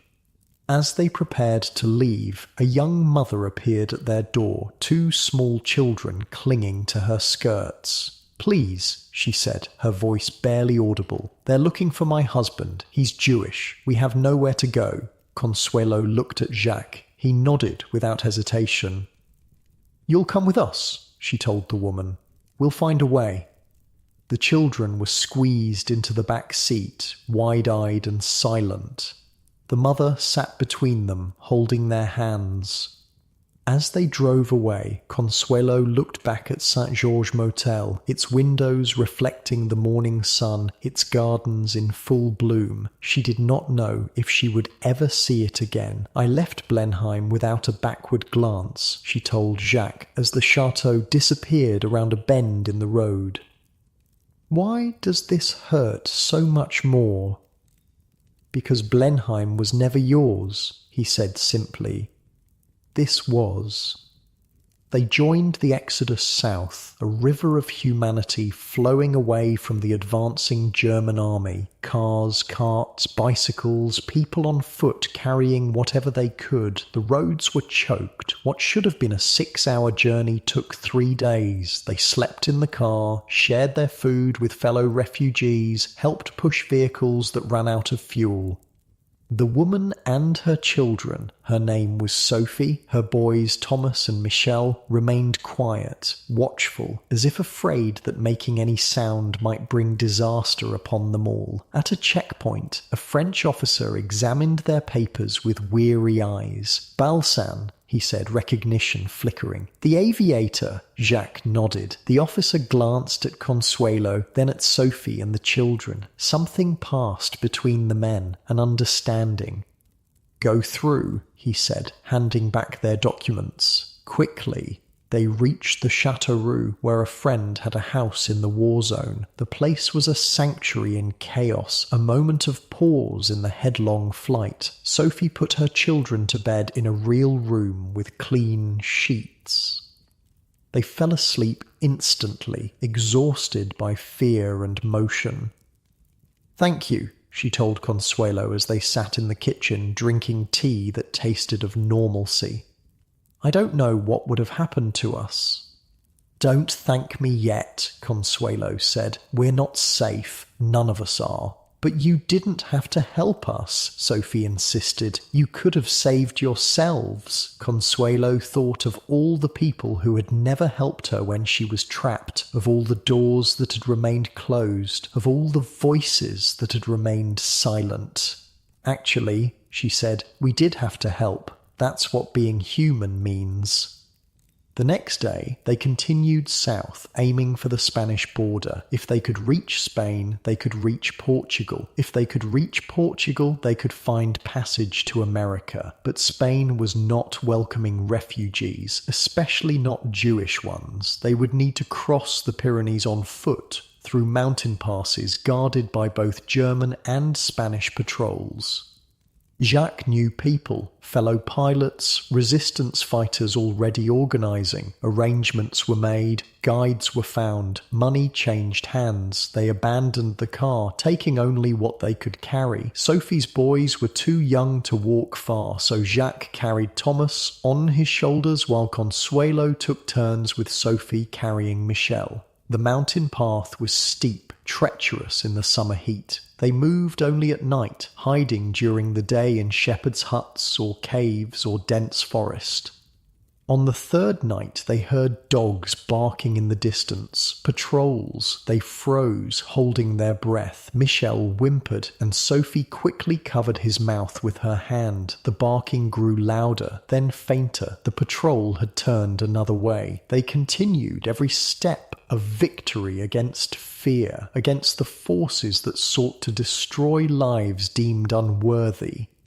When they finally crossed into Spain, there was no celebration, only exhaustion and the knowledge that they were still far from safe. From Spain to Portugal, from Portugal to a ship bound for New York. Each stage of the journey brought new challenges, new papers to procure, new bribes to pay, new officials to convince. But they had resources others did not, money, connections, American passports, and they used every advantage not just for themselves, but for Sophie and her boys and for others they met along the way. "I never thought," Sophie told Consuelo one night on the ship, as they watched the endless Atlantic, "that I would be saved by a duchess." Consuelo smiled. "I'm not a duchess anymore, just a woman who remembers what it's like to be trapped." As the ship approached New York Harbor, Consuelo stood on deck in the early morning light. The skyline emerged from the mist, the Statue of Liberty holding her torch against the dawn. She had left America as a teenage bride, sold for a title. She returned as a woman who had built hospitals, saved lives, found love on her own terms. "Full circle," Jacques said, coming to stand beside her at the rail. "Not quite," she corrected. "Circles end where they begin. I'm not the same person who left." "No," he agreed, taking her hand. "You're much more." Behind them, Sophie and her boys came on deck, their faces turned toward the approaching land of safety. "What will we do in America?" Sophie asked, her voice uncertain. "We'll survive," Consuelo said simply, "and then we'll help others do the same." As the ship docked and the passengers prepared to disembark, Consuelo thought of all the journeys that had brought her to this moment, from Fifth Avenue to Blenheim, from London to Paris, from war to peace, and back to war again. Each step had shaped her, each challenge had strengthened her, each loss had taught her what mattered and what did not. Now, as she prepared to begin yet another chapter, she knew one thing with absolute certainty: she was finally, truly free. America was not as Consuelo remembered it. The country that had sent her away in silks and jewels now received her as a refugee, one among thousands fleeing a burning Europe. But unlike most who arrived with nothing, she came with resources, connections, and a fierce determination to help those less fortunate. They settled first with her brother Willie on Long Island. His home, sprawling and secure, offered a moment to breathe, to take stock, to plan their next move.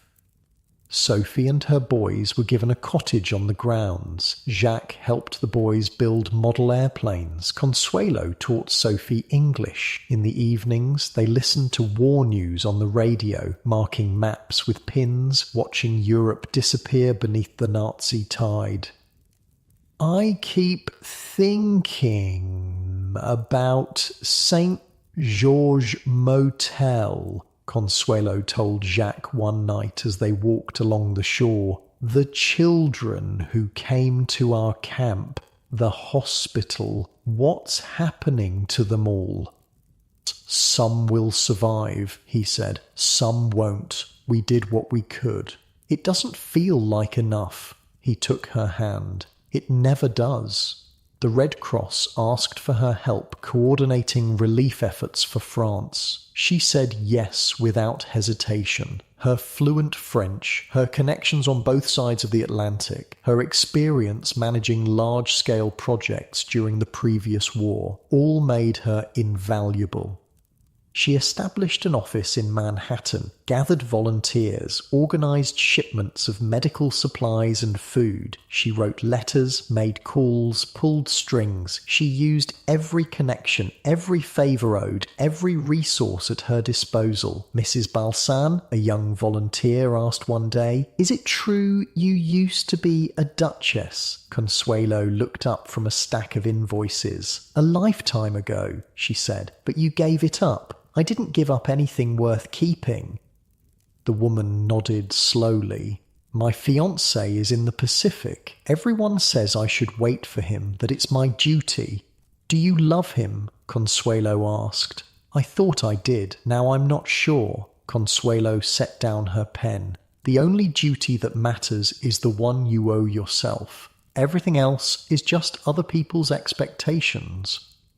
As the war intensified, news from France grew sparse. St. George Motel had been requisitioned by German officers. Villa Aise was occupied. The hospital continued to operate, but under strict German supervision. Friends disappeared. Letters went unanswered. Rumours filtered through Switzerland of arrests, deportations, executions. Jacques received word that several of his fellow pilots from the Lafayette Escadrille had joined the resistance. Some had already been captured, tortured, killed. "Should we have stayed?" he asked Consuelo one night. "Should we have fought?" "We are fighting," she said, "just not with guns." Through the French Relief Fund, they raised millions of dollars, sending aid through neutral channels, supporting underground networks, helping refugees establish new lives in America. Sophie's husband was among those they helped locate and extract. A mathematician who had worked at the Sorbonne, he had escaped to unoccupied France, then to Portugal. The reunion at the pier in New York was a moment of pure joy amid so much darkness. "You saved my family," he told Consuelo, his voice breaking. "How can I ever repay you?" "Live well," she said simply. "That's payment enough." In 1942, they decided to move south. The Long Island winters were harsh, and Jacques' health was showing signs of strain. They found property in Manalapan, just south of Palm Beach, Florida. Records show that in 1942, Consuelo built a house there designed by architect Maurice Fatio. Named Casa Alva, in honor of her mother, the 26,000 square foot mansion became their wartime haven. Unlike the palaces of her past, Casa Alva was designed for comfort, not show. The rooms were airy, the furnishings chosen for beauty and utility rather than pedigree. The gardens stretched to the water, filled with tropical flowers and fruit trees. Local children were invited to swim in the pool, to picnic on the lawn. Veterans convalescing at nearby hospitals came for weekend retreats. The house hummed with activity, with purpose. "I never thought I'd build another big house," she told Jacques as they watched the construction. "After Blenheim, I swore I was done with palaces." "This isn't a palace," he corrected. "It's a workshop." And so it proved to be. The East Wing became headquarters for her wartime relief efforts. The ballroom hosted fundraisers for bonds, for the Red Cross, for refugee organizations. The kitchen produced thousands of meals for local service members. In 1943, she was approached by Stuart Preston, an art critic for the New York Times. "I believe," he said over tea on the terrace, "that your story deserves to be told." She raised an eyebrow. "My story? The American duchess who walked away, the heiress who chose freedom over a crown. It's a narrative for our times." She sipped her tea, considering. Why would anyone care about the troubles of a rich woman? Because your struggles, despite the gilded setting, are fundamentally human, and because your journey from decoration to determination offers hope. She agreed to consider it. That night she brought out the journals she had begun at Villa A's, the pages filled with memories she had excavated carefully, painfully over years. "Should I?" she asked Jacques.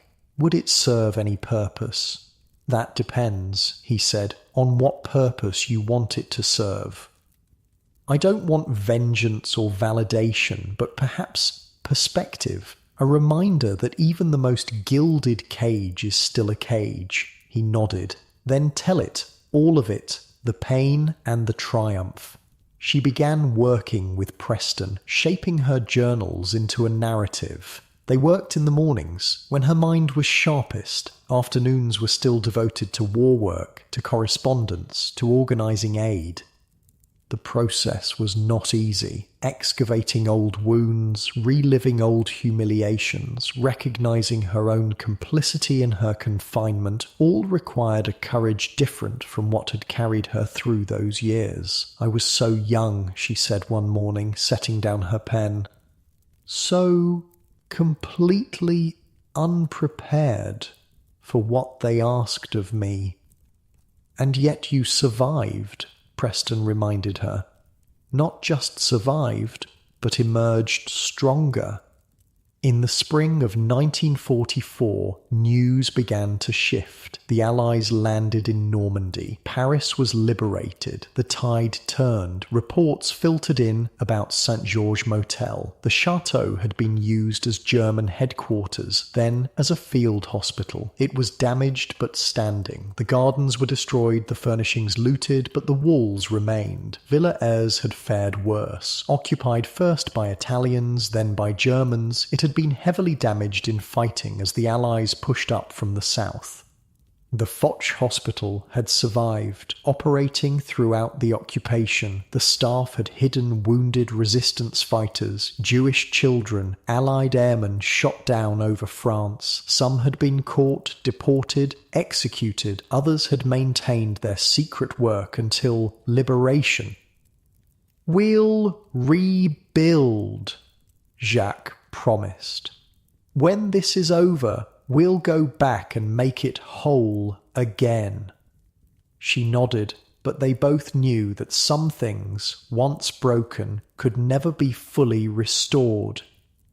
In the fall of 1945, the war ended. Europe lay in ruins. Millions were dead, millions more displaced. The world had changed fundamentally, and so had they. They were American now, not just by passport, but by choice. Their lives, their work, their future was here. They maintained their connections to France, sent aid for reconstruction, supported the hospital through its rebuilding, but they did not return to live.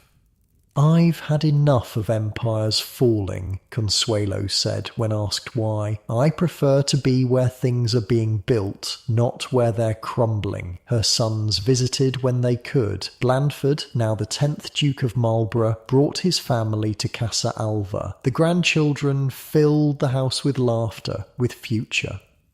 Ivor, her younger son, came more often. He had never felt the weight of title and expectation as heavily as his brother. He and Jacques became close, sharing a love of flying, of adventure. In these years of relative peace, Consuelo continued her work with local hospitals, with children's charities, with cultural institutions. She served on boards, raised funds, lent her name and time to causes she believed in.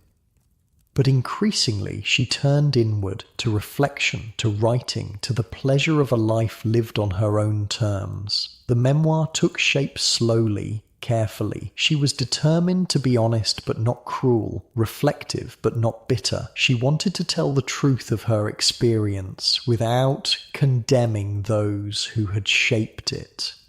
"What will you call it?" Jacques asked one evening as she reviewed the manuscript. She thought for a moment. "The glitter and the gold." "Perfect," he nodded. "Which was which?" She smiled. "That's for the reader to decide." When the book was finally published in 1953, it caused a sensation. For 8 months, it remained on the New York Times bestseller list. Critics praised its candor, its insight, its elegant restraint. Consuelo Vanderbilt Balsan has given us not just a memoir, but a mirror, wrote one reviewer. In her story, we see reflected the changing status of women, the fading of aristocratic power, the emergence of American influence, and most poignantly, one woman's journey from object to agent. Letters arrived from around the world, women who had made similar journeys from constraint to freedom, men who had never considered the price of female compliance, young people inspired by her courage to make their own choices. "I never expected such a response," she told Jacques as they sorted through the mail. "I thought it would be dismissed as the complaints of a privileged woman." "People recognize truth," he said simply. "And yours is universal."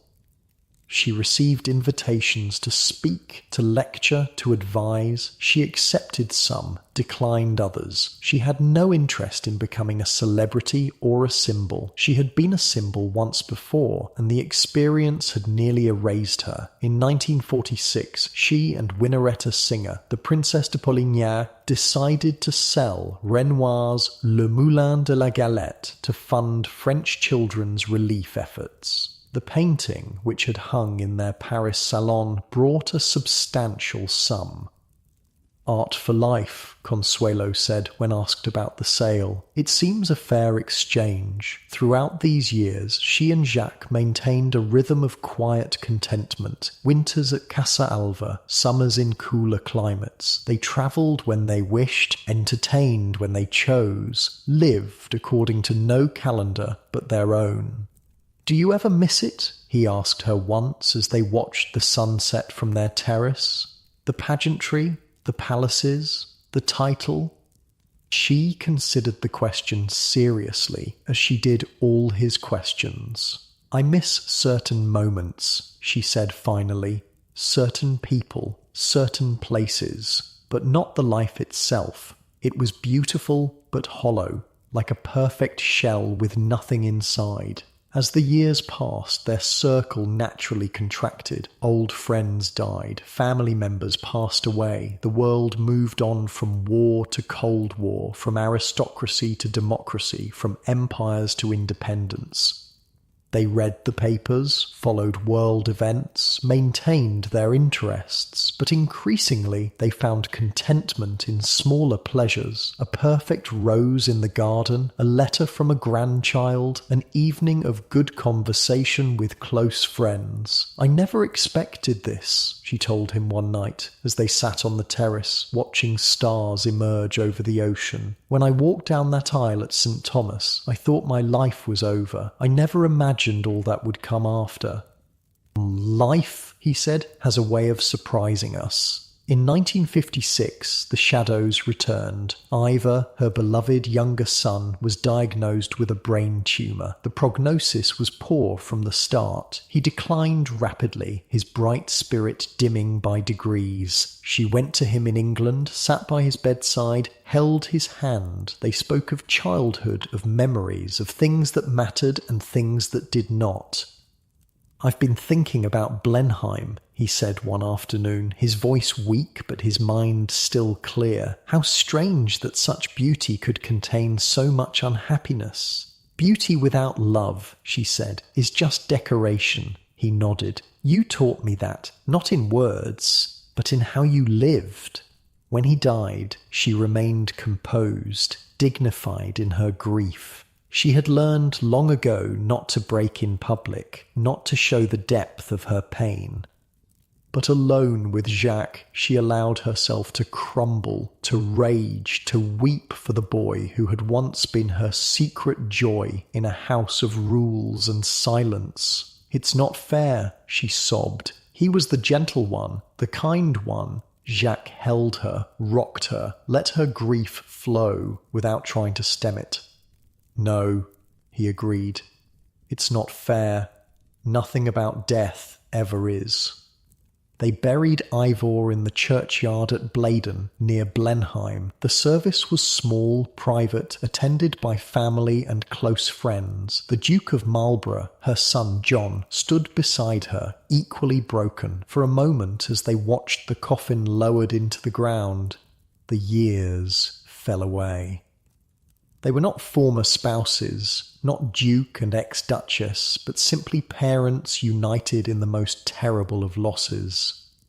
Less than 2 months after Ivor's death, another blow fell. Jacques, who had seemed indestructible despite his years, became ill. It began with fatigue, with shortness of breath, symptoms they both attributed to grief, to age, to the humid Florida summer, but it progressed quickly. Alarmingly, doctors were called, tests were run, diagnoses were made, treatments prescribed. None made a difference. "Don't look so worried," he told her one morning as she adjusted his pillows. "I've had a good run." "It's not long enough," she protested. He took her hand, his grip still strong, though his body was failing. "We've had 35 years, he said. "That's 35 more than we might have had if you'd made different choices." She sat beside him, watching the rise and fall of his chest, memorizing the lines of his face, the shape of his hands, everything that made him Jacques. "I don't regret a single day," she said. "Nor I," he smiled. "Not even the ones when you were being stubborn." "I'm never stubborn," she replied, the familiar teasing comfortable even now. "I'm determined." "Ah, yes," he chuckled weakly. "My mistake." In his final days, he drifted in and out of consciousness. When lucid, he spoke to her of practical matters, finances, properties, arrangements. When dreaming, he spoke in French, called out to old comrades, relived flights over Morocco, over France, over war and peace. She never left his side. She fed him when he could eat, gave him water when he could drink, held his hand when that was all she could do.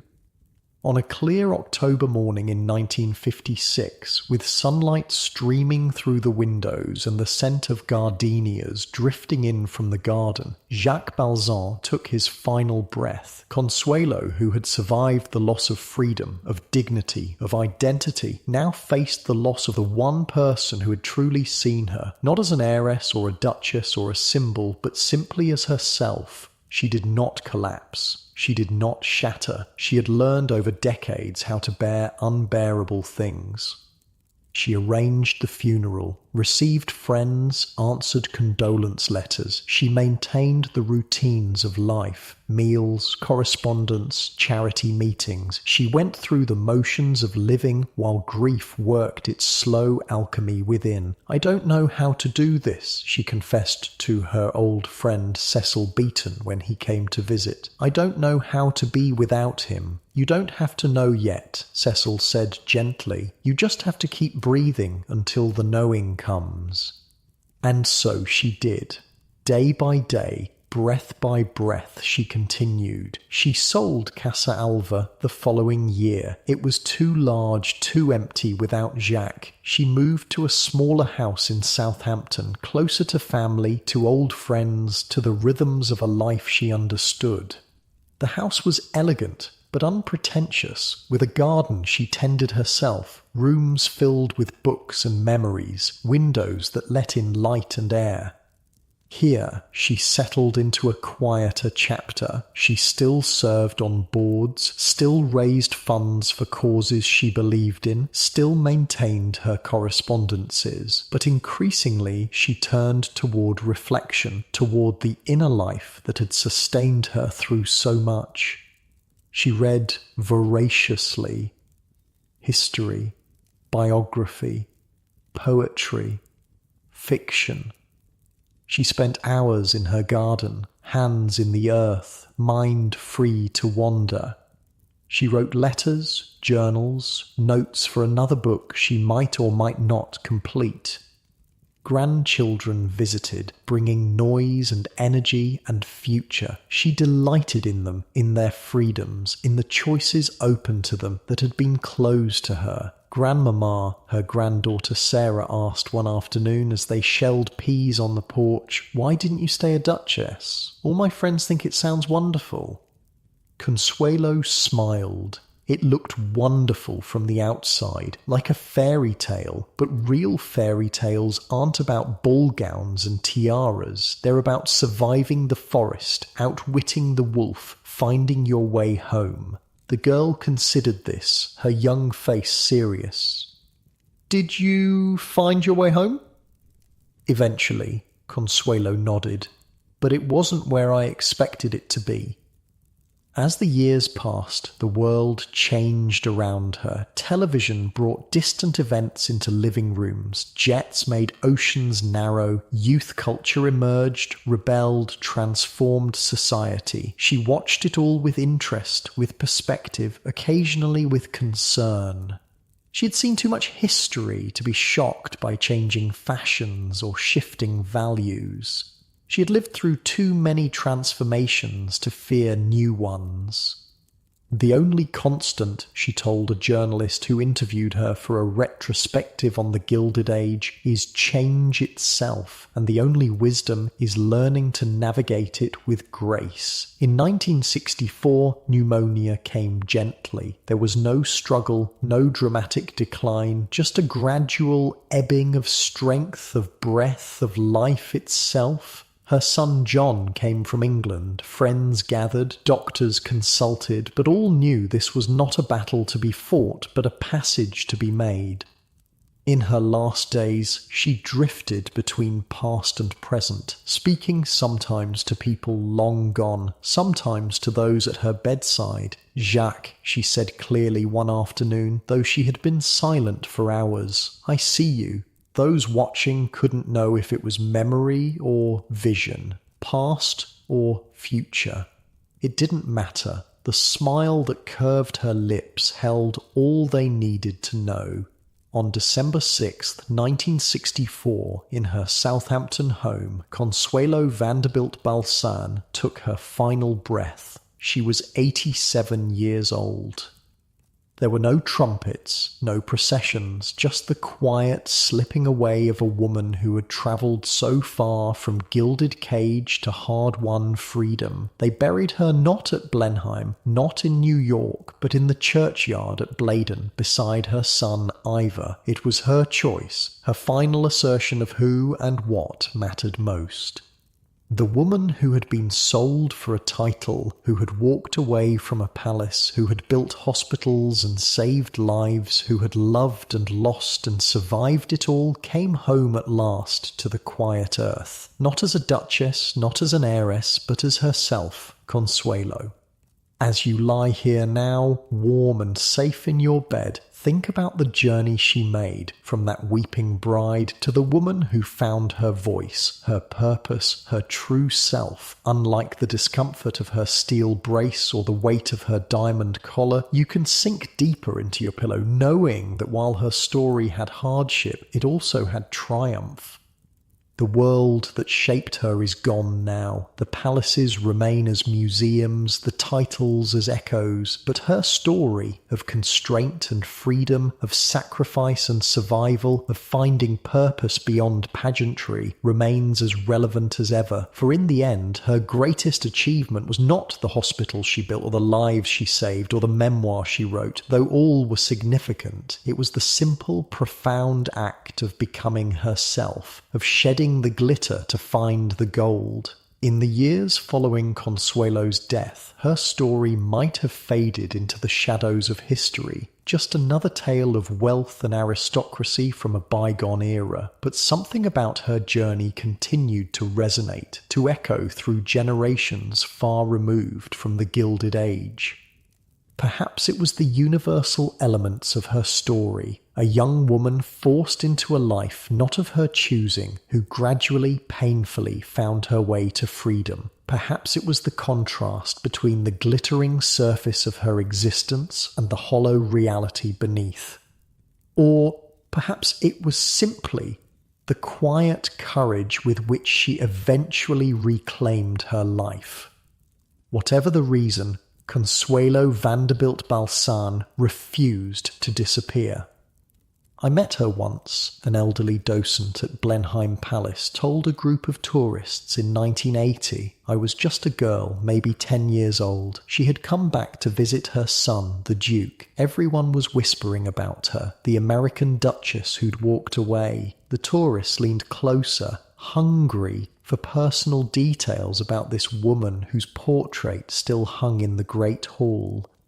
She saw me staring and came over, asked my name. Then she knelt down, in this gorgeous outfit mind you, and asked if I'd like to see the secret passage behind the library. Not even the tour guides knew about it, just her and the children who'd once played there.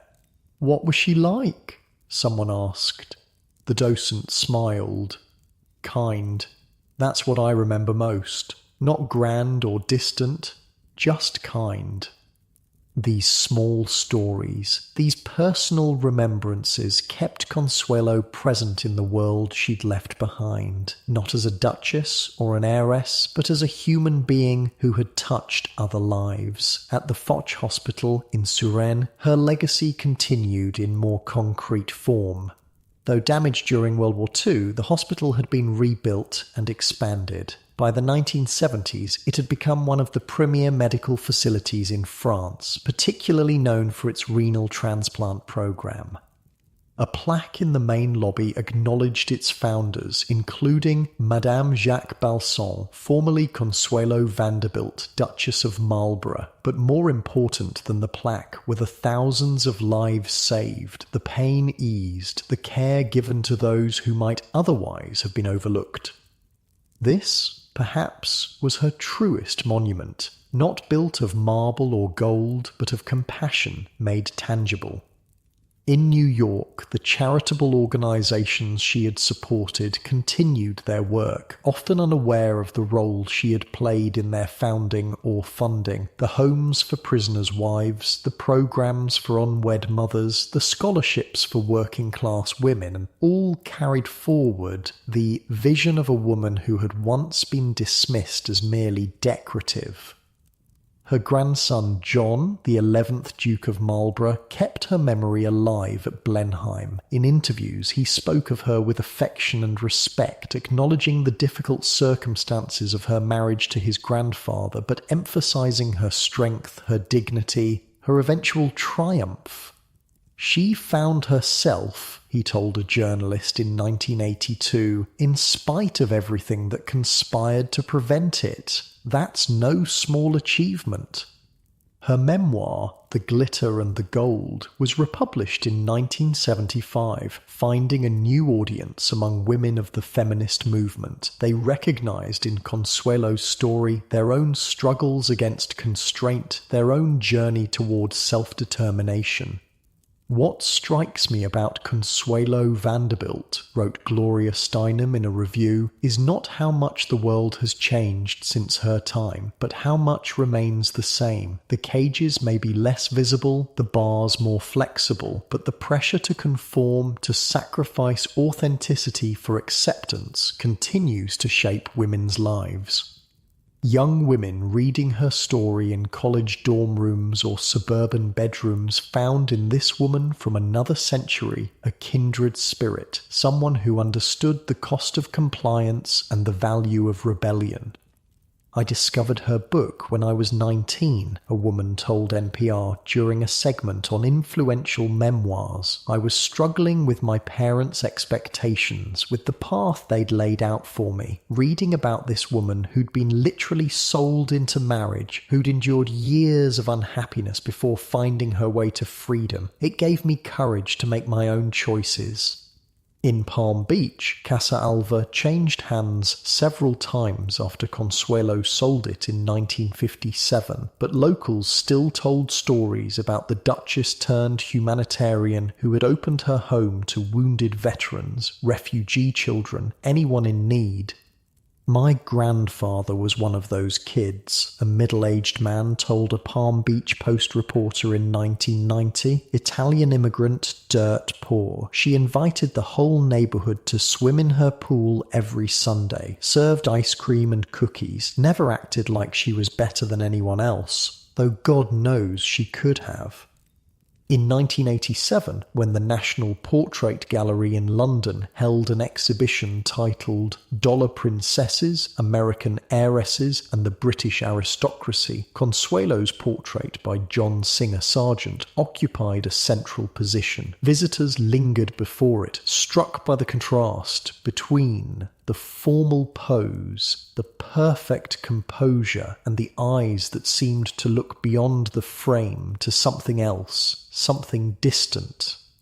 "There's a sadness there," observed a young woman to her companion, "but also a kind of determination, resilience," her friend suggested, "like she's enduring but also planning her escape." They couldn't have known how accurate their observation was, how precisely they had captured the moment Sargent had frozen in paint, a woman playing a role while already beginning to imagine another life.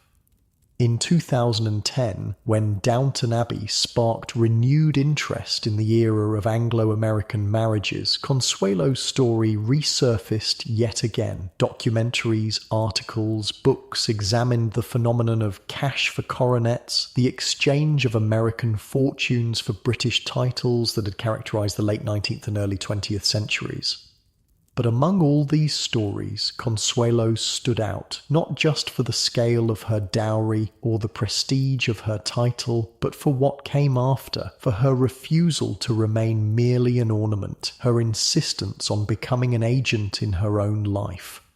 "We think of these women primarily as victims or trophies," a historian commented in a BBC documentary, and certainly many were exactly that. But Consuelo Vanderbilt represents something else, the possibility of transformation, of reclamation, of finding purpose beyond the role you've been assigned. At St. George Motel, the chateau that had meant so much to Consuelo and Jacques, new owners discovered a cache of letters in 2005 while renovating a previously sealed room. Correspondence between the Balsans and local families, records of children hosted at the summer camps, plans for the hospital, all testified to lives dedicated not to display but to service. "I never expected to find this history here," the new owner told a French newspaper. "We knew the chateau had once belonged to an American duchess and a French aviator, but we didn't know they had touched so many lives." The letters were eventually donated to a French historical society, adding another layer to the understanding of a woman who had once been reduced to a single dimension: the dollar princess, the American duchess. In Southampton, where Consuelo had spent her final years, her presence lingered in subtler ways. The garden she had tended, though transformed by subsequent owners, still bloomed with some of the roses she had planted. The church where she had quietly worshipped still displayed the modest plaque acknowledging her donation to restore the stained glass windows, and occasionally, very occasionally, someone would remember.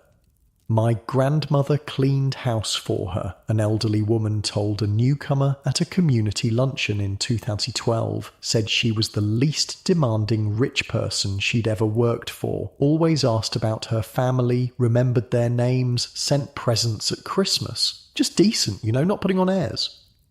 In 2015, when a new biography of Consuelo was published, the author visited Blaydon Churchyard, where Consuelo rests beside her son Ivor. The simple headstone, weathered by decades of English rain, bears only her name, her dates, and the words, "At peace." "It struck me," the author later wrote, "how fitting this epitaph is. Not duchess or philanthropist or any of the other roles she played, but simply this acknowledgement of what she had finally found after so much struggle: peace." At Blenheim Palace, tourists still pause before Sargent's portrait of Consuelo with her son Ivor, captivated by her beauty, her poise, the indefinable something in her expression that hints at depths beneath the polished surface.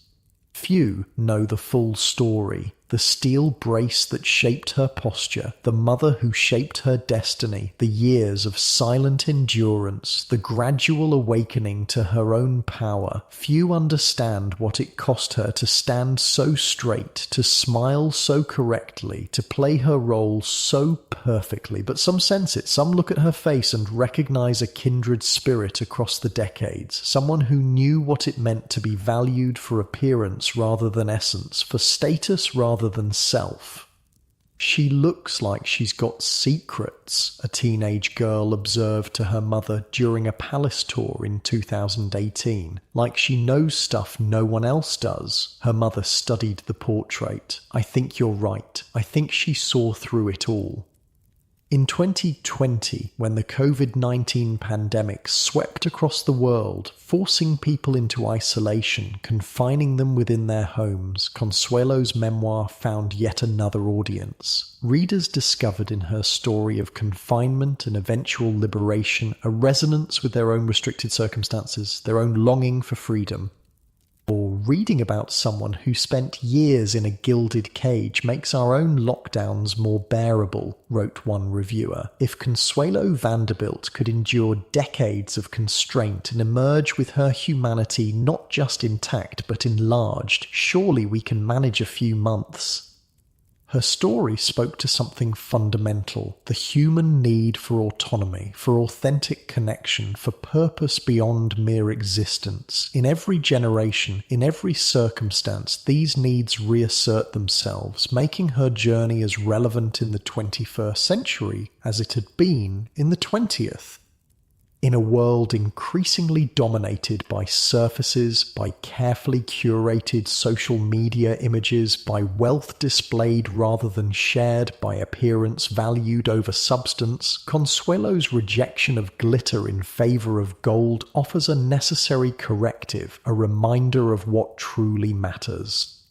If she were here now, What would she make of our world? Would she recognize the patterns she had fought against, the constraints she had overcome? Would she see progress in women's lives, or merely more subtle forms of limitation? Perhaps she would point out that cages come in many forms, not just marriages arranged for status or wealth, but also lives arranged around others' expectations, others' definitions of success, others' visions of what constitutes a worthy life.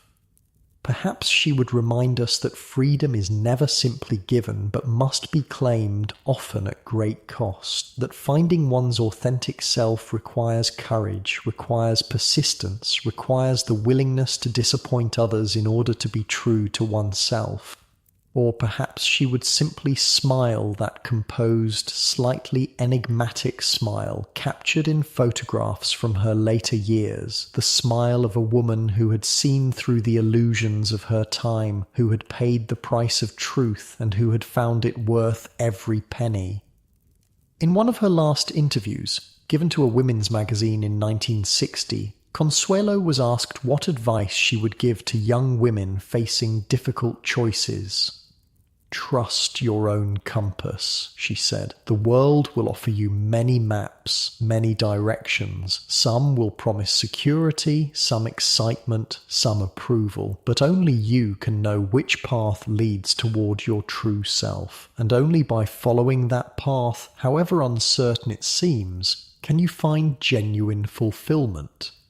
Then she added, with the slight knowing smile that had become her hallmark, "And remember that it's never too late to change direction. I was 43 when I began my real life. Some begin at 20, some at 60. The only failure is never beginning at all."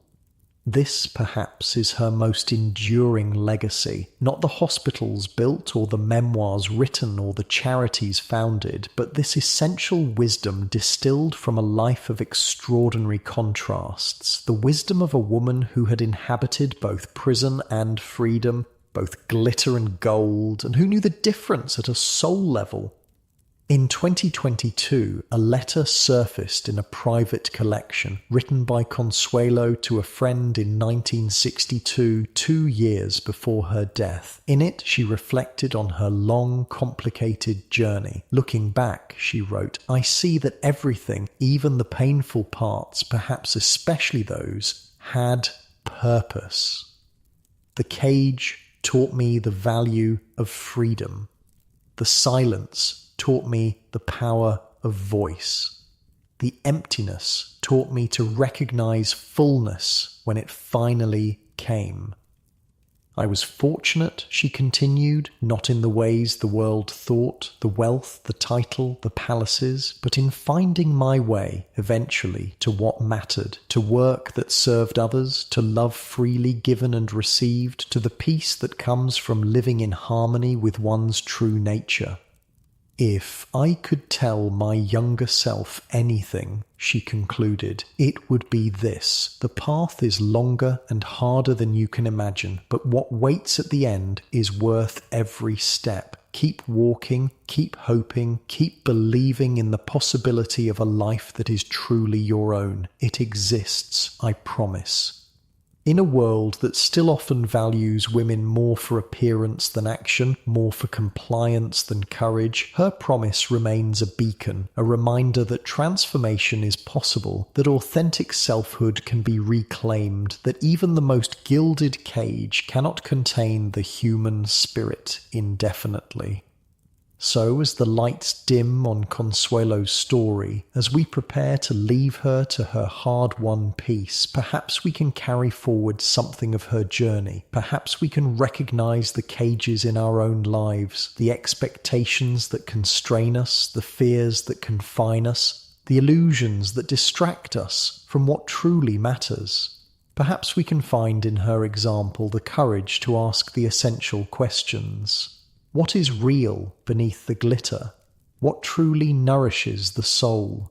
What constitutes a life well lived? And perhaps, like Consuelo, we can discover that the answers often lie not in acquisition but in contribution, not in status but in service, not in being admired but in being authentic. For in the end, her story is not just about a dollar princess who became a duchess, who became herself. It is about the universal human journey from constraint to freedom, from role to soul, from living others' definitions to defining life on one's own terms. It is a journey we are all invited to make, regardless of era or circumstance. A journey that begins with the recognition that the most beautiful cage is still a cage, and ends with the discovery that true fulfillment lies not in conforming to others' expectations, but in becoming who we most deeply are. As Consuelo wrote in the final pages of her memoir, the glitter fades, it always does, but the gold, the true gold of human connection, of meaningful work, of authentic selfhood that endures, that remains when all else is dust. And so we leave her, this woman of many names and many lives, Consuelo Vanderbilt, Duchess of Marlborough, Mrs. Jacques Balsan, finally at peace beneath the quiet English sky, having completed her remarkable journey from object to subject, from possession to person, from someone else's story to the author of her own life. Her grave is simple, unadorned, a stark contrast to the palaces and mansions that once defined her, but perhaps that simplicity is the most fitting monument of all, for in the end she discovered what so many seek and so few find, that true wealth has nothing to do with money, true nobility nothing to do with titles, and true happiness nothing to do with others' approval. She discovered, in short, the difference between glitter and gold, and in sharing that discovery through her life, her work, and her words, she left behind a legacy more valuable than all the Vanderbilt millions, a legacy of courage, of transformation, of the radical possibility of beginning again, no matter how the story starts. Unlike the steel rod that once shaped Consuelo's spine, you can sink deeper into your pillow now, letting her story settle around you like a gentle blanket. The journey from constraint to freedom that took her decades can visit you in dreams, reminding you that even the most gilded cage cannot contain the human spirit forever. Rest now, knowing that somewhere beyond the glitter, the true